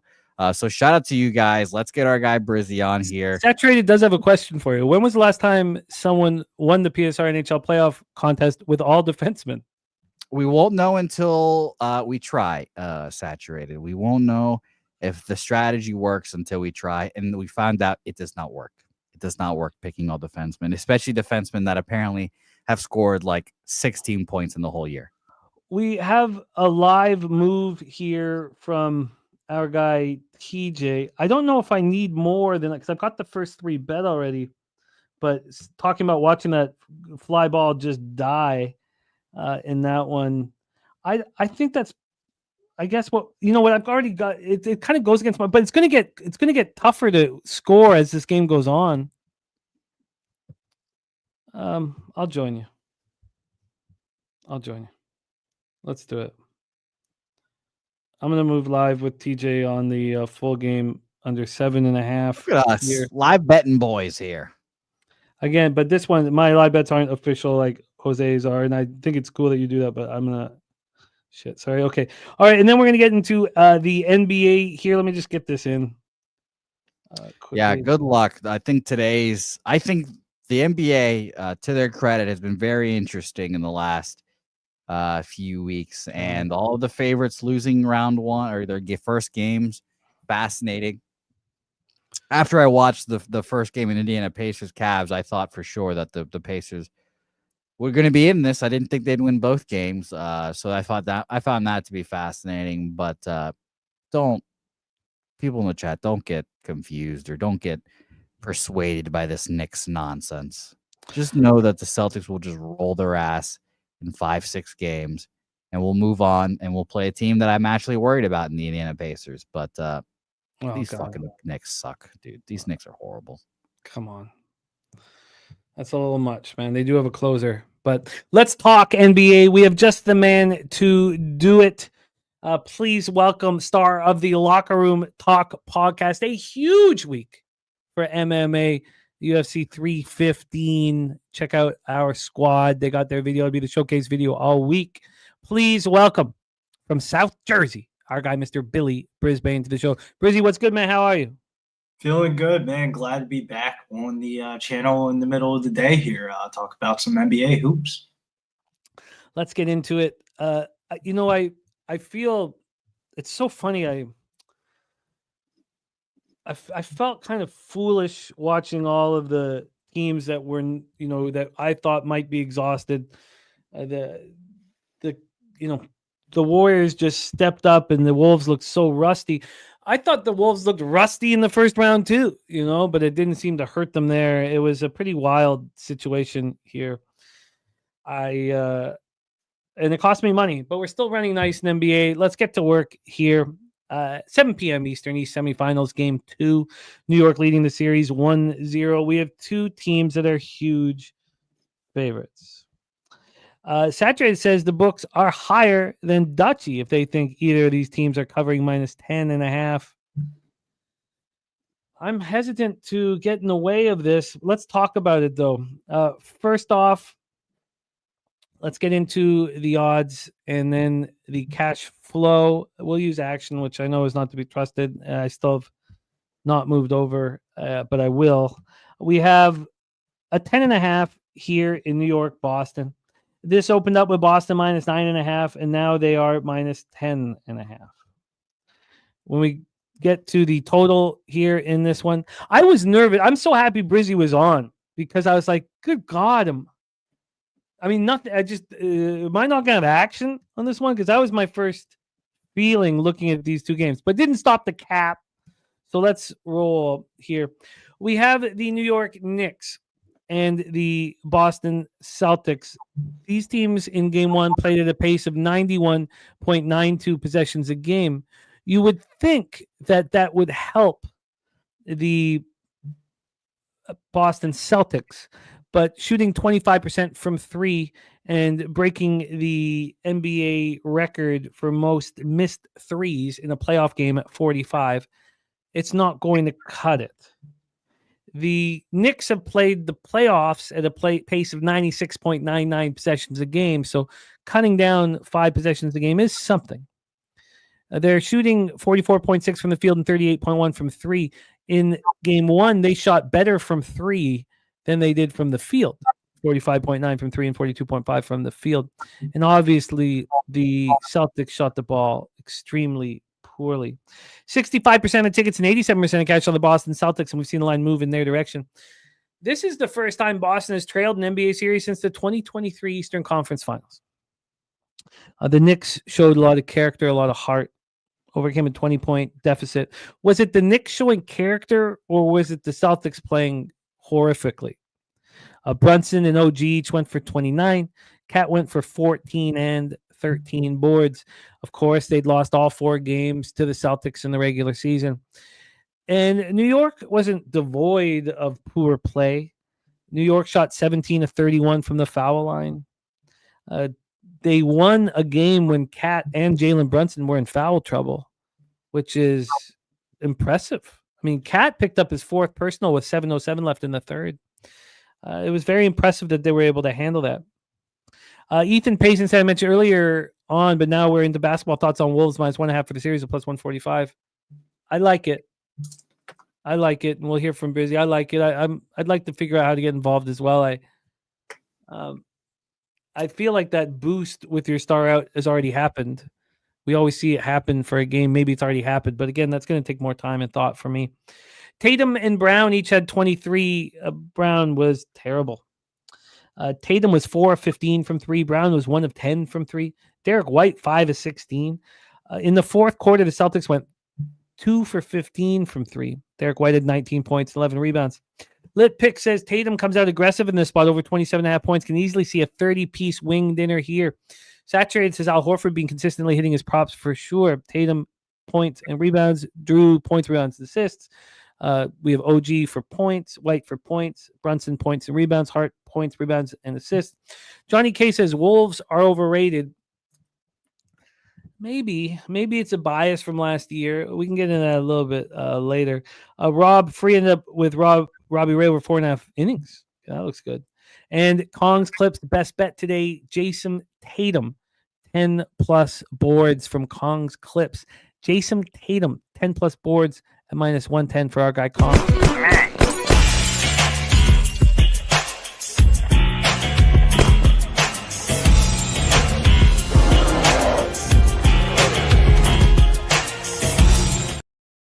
All right, Brizzy. This is not easy. These are two games that I don't find a lot jumping off the page, but we kept very differently. So I'm all ears. Floor is yours, my man. Game 2, TD Garden in Boston. Yeah, Monday's performance kind of reminded me of the Celtics teams in past, like from 2 years ago, from what you alluded to, that 2023 run where they would just lose games as like huge favorites, but they kind of got over that. But in basketball, you kind of just live and die by a 3-point line, going 15 for 60 from the 3-point line. It's just embarrassing, but feels like a zigzag game 2 spot. Teams that lose as home favorites of 7+ points in game 1 have gone 30-5 straight up the following game. And since 2020, Boston win favorited or losing as favorites in their game right after that in the playoffs, 15-3 ATS in the playoffs here. But I think it's more of like Boston's just going to shoot better. So how can you attack that? I know on ESPN Bet they have the team total 3-pointers at 15.5 at -110. But I went with the Boston team total over here. 109.5. It's gone up to 111.5. Why I think this game could go under. I think Boston's going to put up their points in this one. I think they're going to have a bounce back spot. Most importantly, probably Jason Tatum getting the job done. So we went with the same game parlay here of Boston Celtics double result. Derek White 10+ points. Jason Tatum all over 36.5 PRA, and that was. Let me get the odds of that. It was like +145 or +141. One of those 40 numbers. Give me a second. +132 for that, actually. Boston Celtics double result. Derek White, 10+ points. Jason Tatum over 35.5 PRA. And it was +132.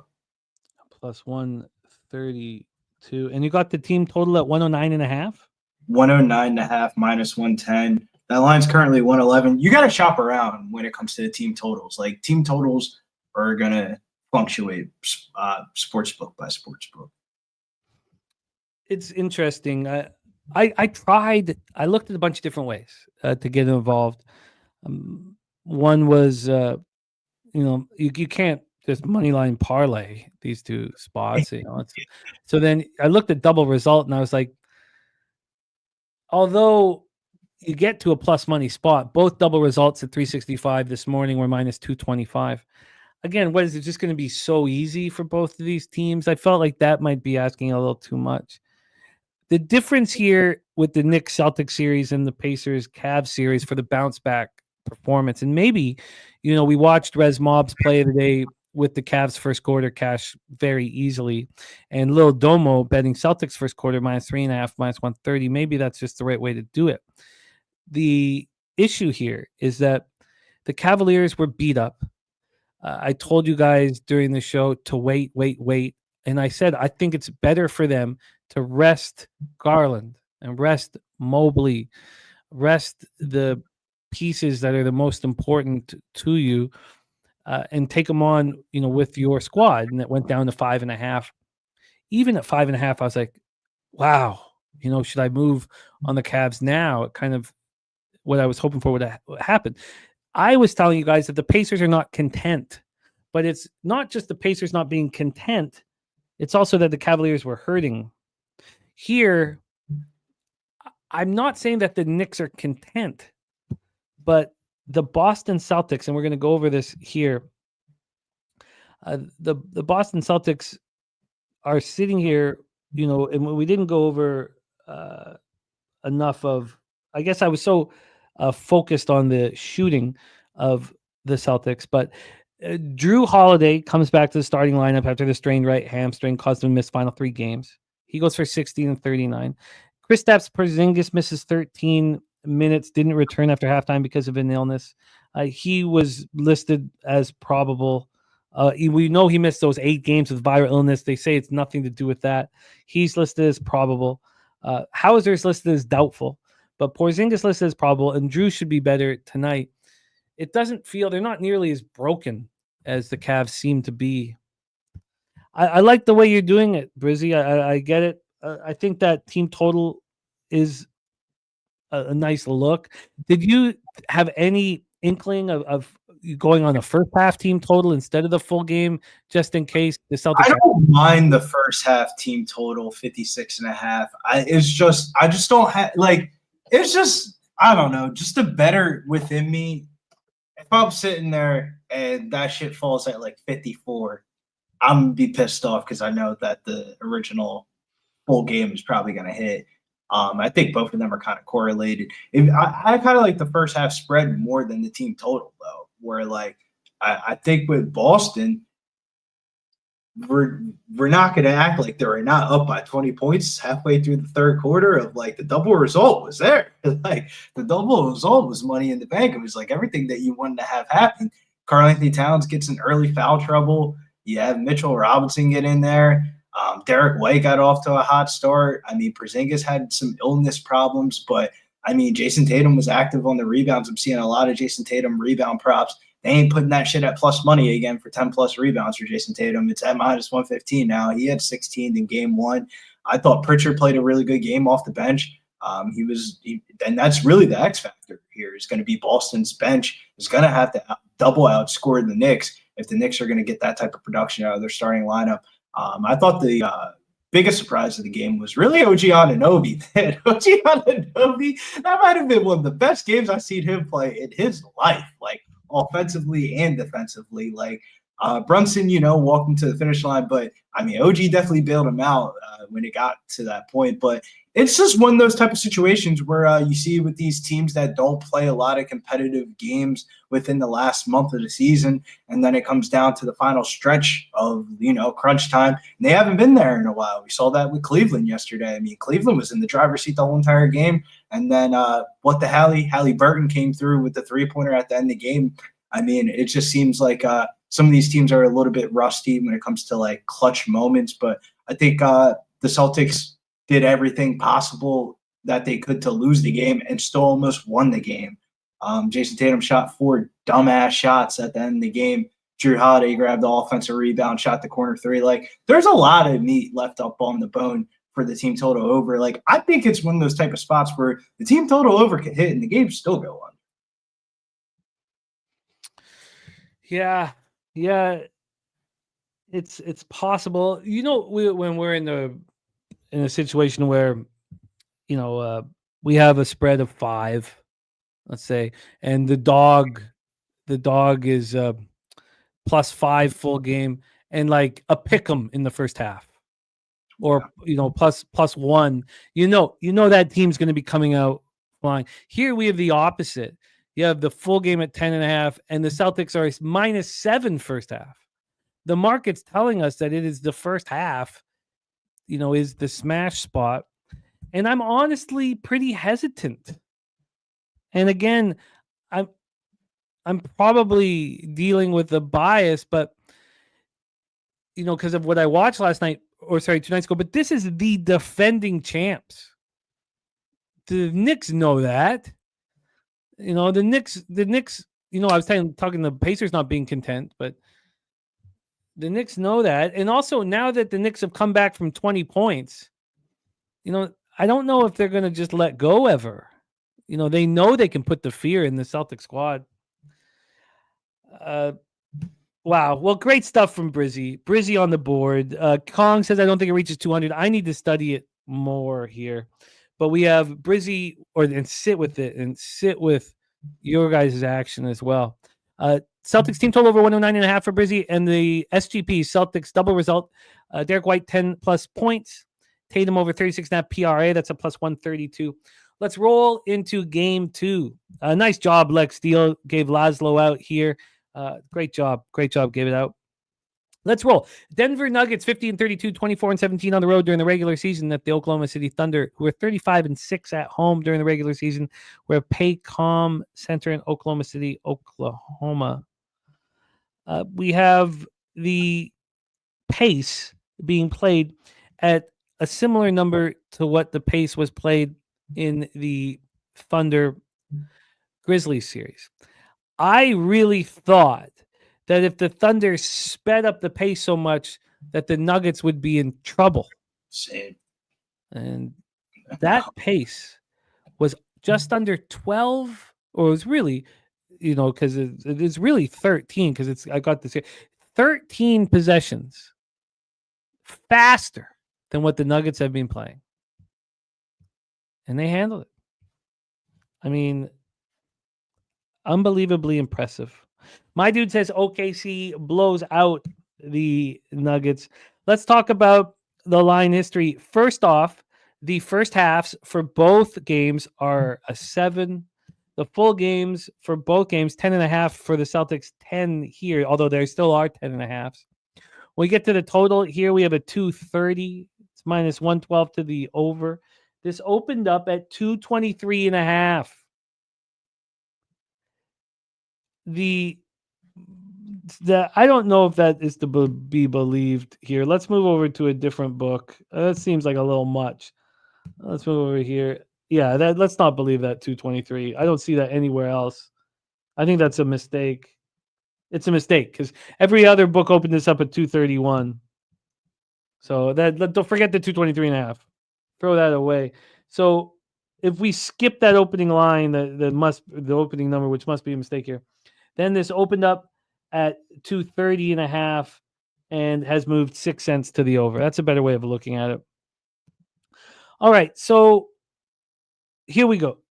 Shooting wise, the Denver Nuggets shot 31.3 from 3 and 44.2 from the field. They didn't shoot the ball very well in that game, and yet, they put up 121 points. The Thunder shot 42% from the field and 34.9 from 3. They actually shot the ball better from 3 in game 1 than they have in the playoffs. They shot the ball almost the same from the field. Almost the same. Kong's Clips gave out Denver plus 2.5 games at plus 108. Looks really good right now. That is beautiful. That is beautiful. Caruso steal and blocks for Saturated. He's also on Gordon PRA, Murray rebounds, Joker steals and blocks, Chet blocks, Jalen Williams points, Caruso PRA, SGA foul line or foul shots and rebounds and assists. Let's roll here. So Aaron Gordon played hero again. The 3 with 2.8 seconds remaining. I don't remember too often when you can win with a 2 to see somebody, go move over to the 3 and hit it. He's been just so clutch.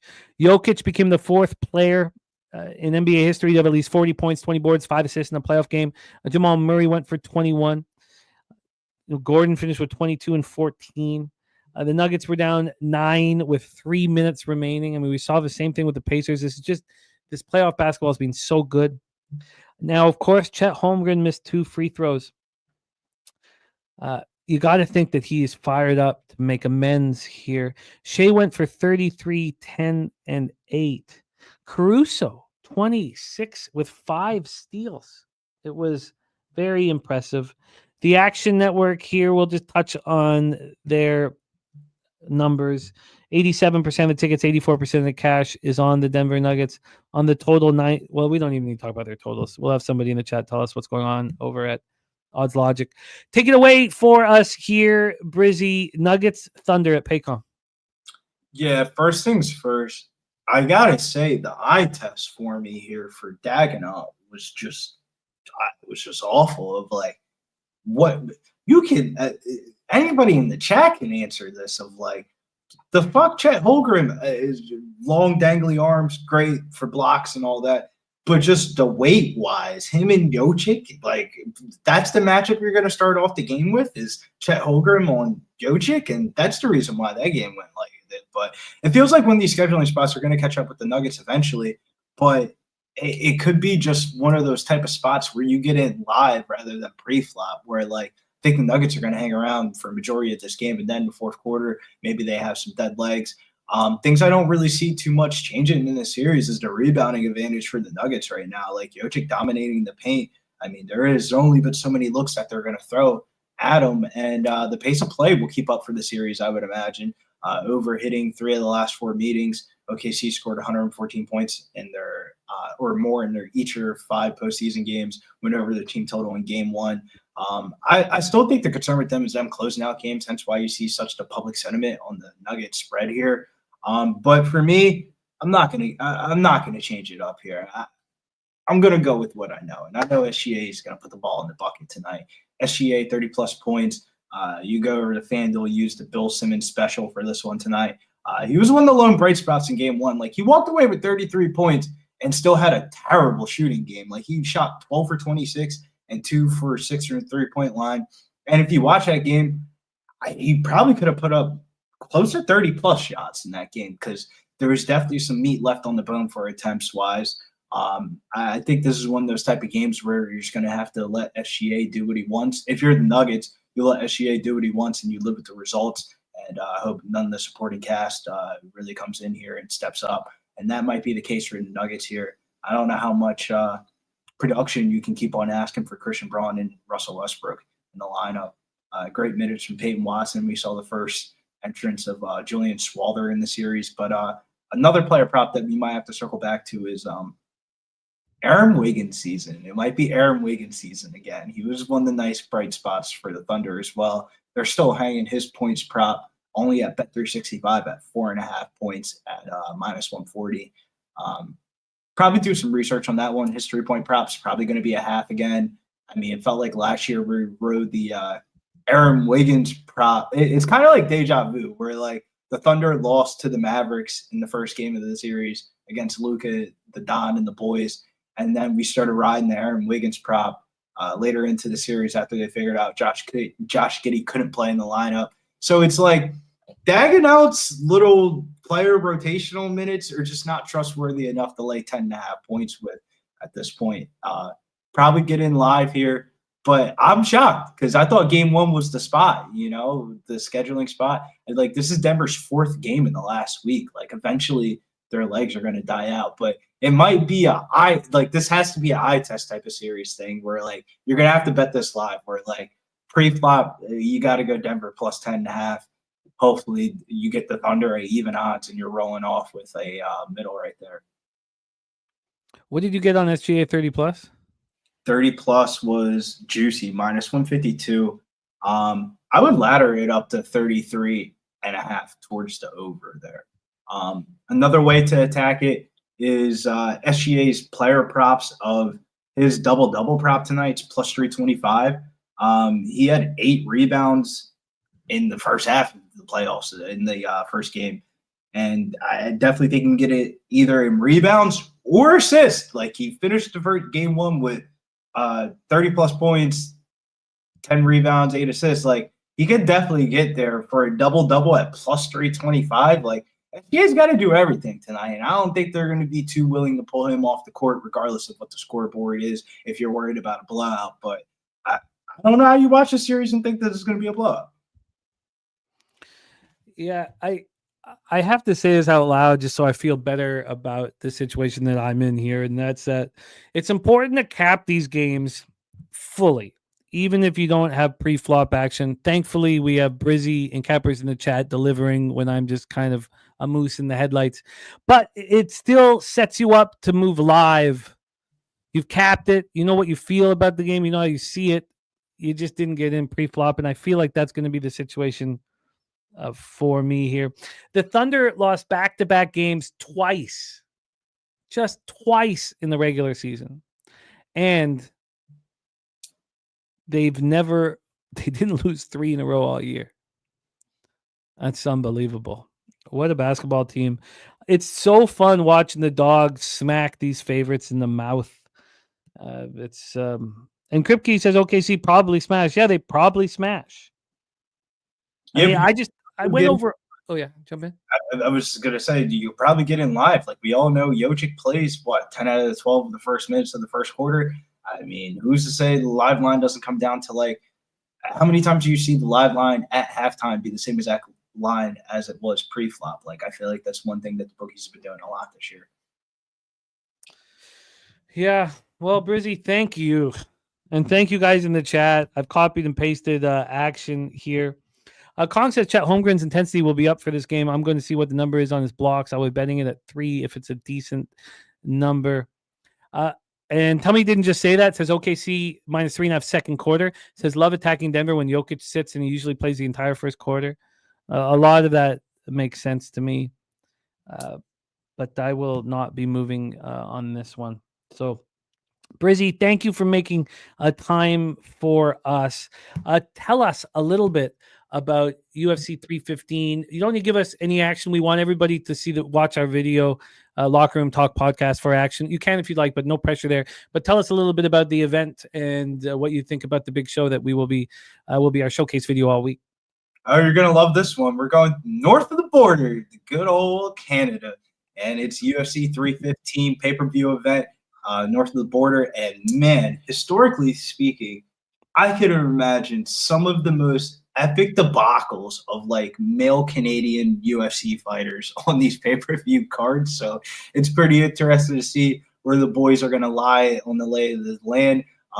Segments for the episode. Oh, Canada. We review all the Canadian fights of the card, go right to the Price is Right. So the closest line fights of the night. And then everybody posts a little parlay action for the boys to, you can mix and match. You can add on. I know Millie Mills just blindly puts everything in a parlay parachute. Make sure you guys check out Locker Room Podcast. Hit the like, subscribe if you guys haven't already. And PFL videos will be back in June for the playoffs. They're going to Nashville, Tennessee, and then go to Atlantic City, New Jersey to finish out the playoffs. Oh, I love it. I love it, Brizzy. Thank you for making time for us, my friend. I'm going to prop Brizzy's X handle into the chat.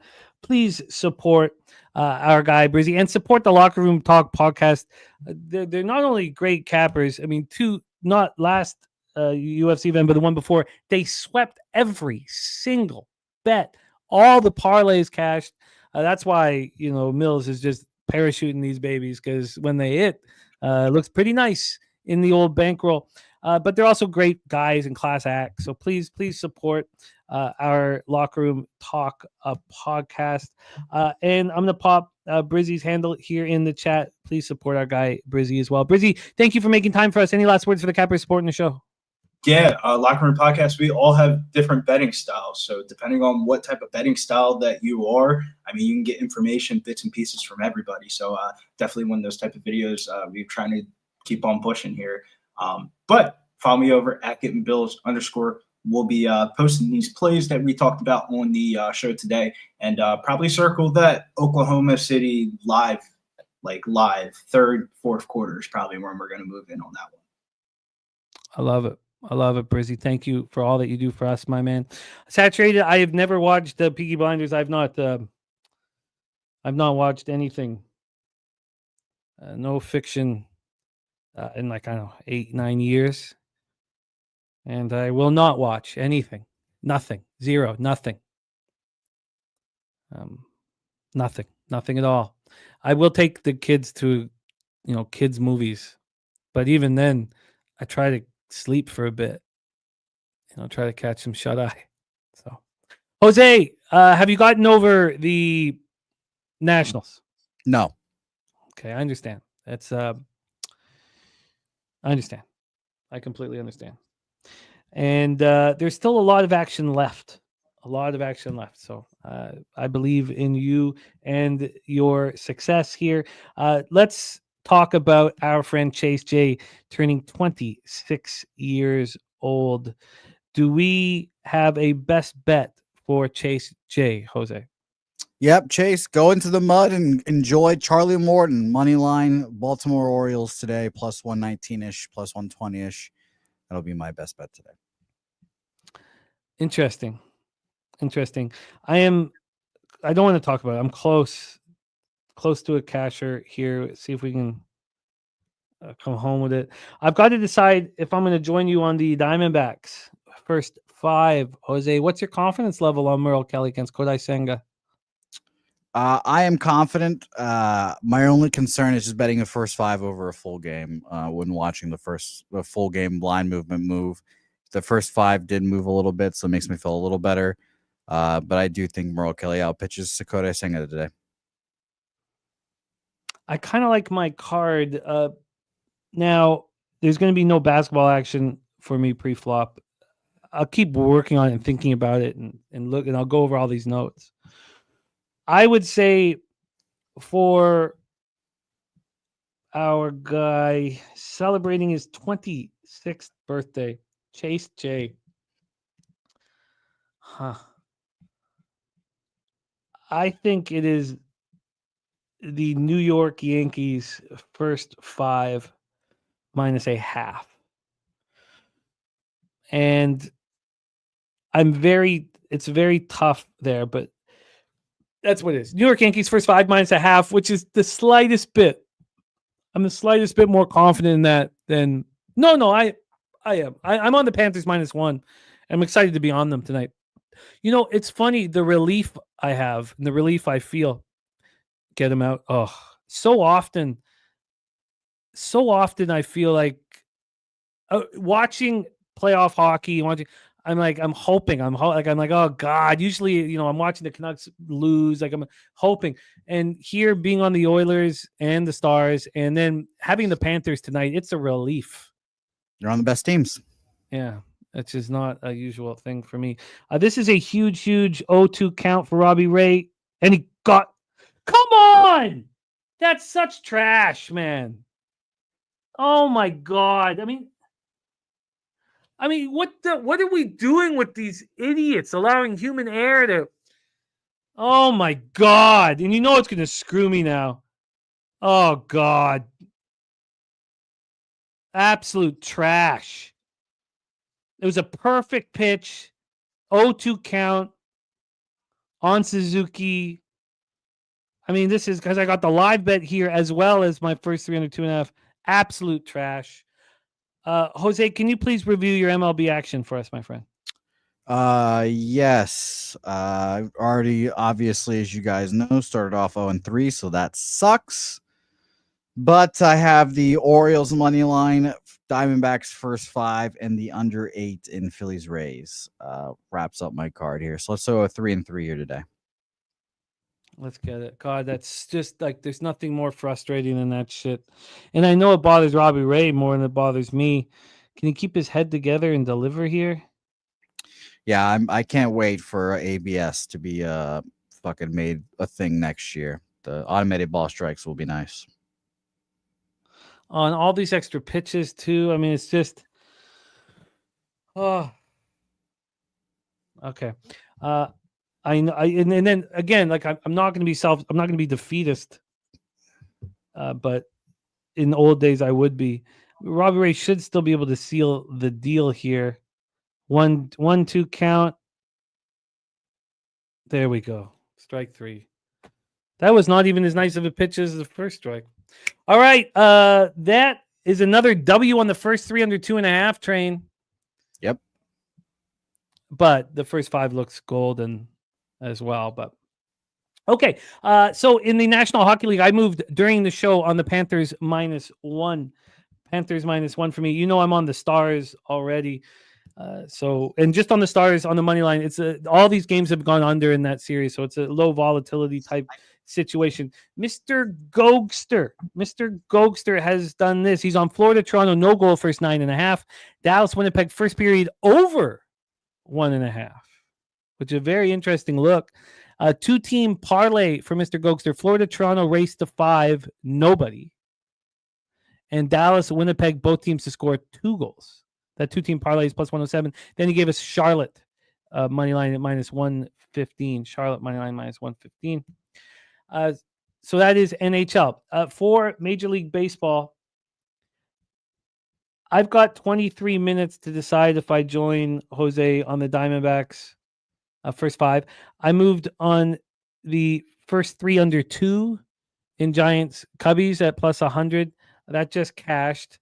I'm on the first 3 under 2.5 in Seattle, Oakland. That pops off in 18 minutes. And I'm on the A's first 5 plus a half, which I bet uncomfortably.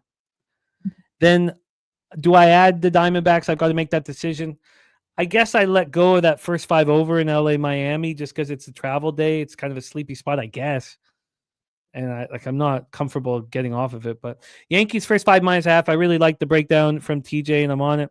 First 3 under 2.5 in the Cincinnati, Atlanta, and the Braves full game.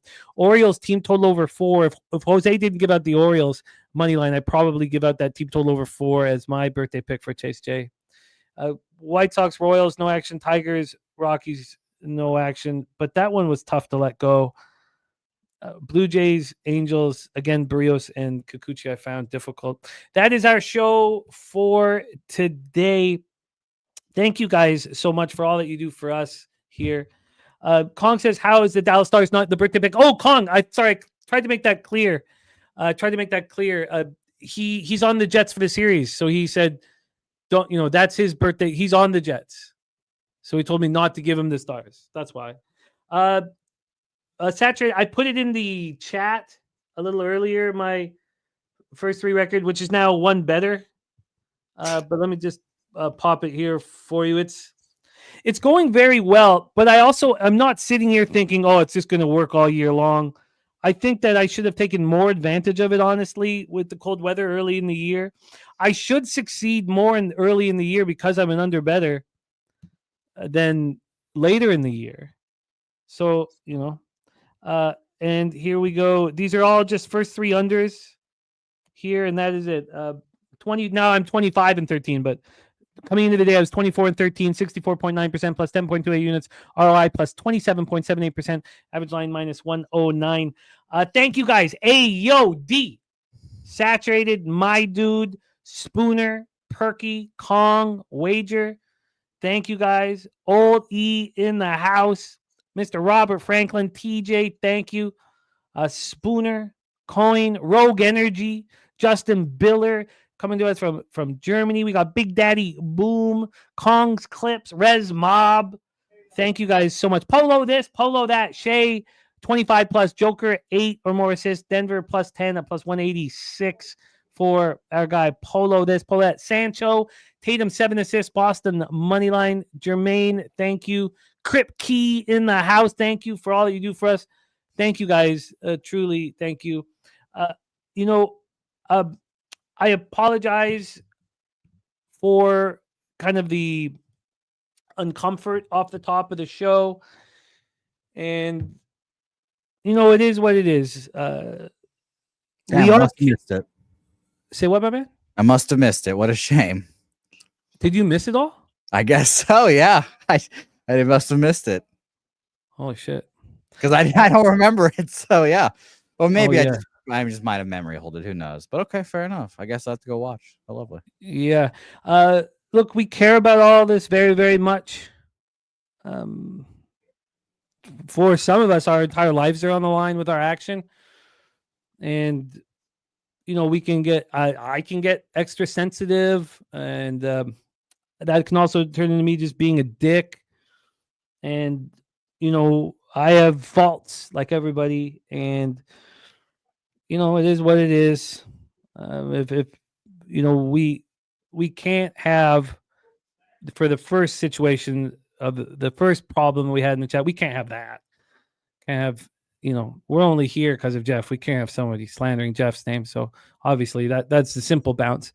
For AM, look, I know he cares very much, and I care very much. And I guess I took a little bit offense of him not being able to lose with any grace. And so maybe that turned me into a bit more of a dick. It is what it is.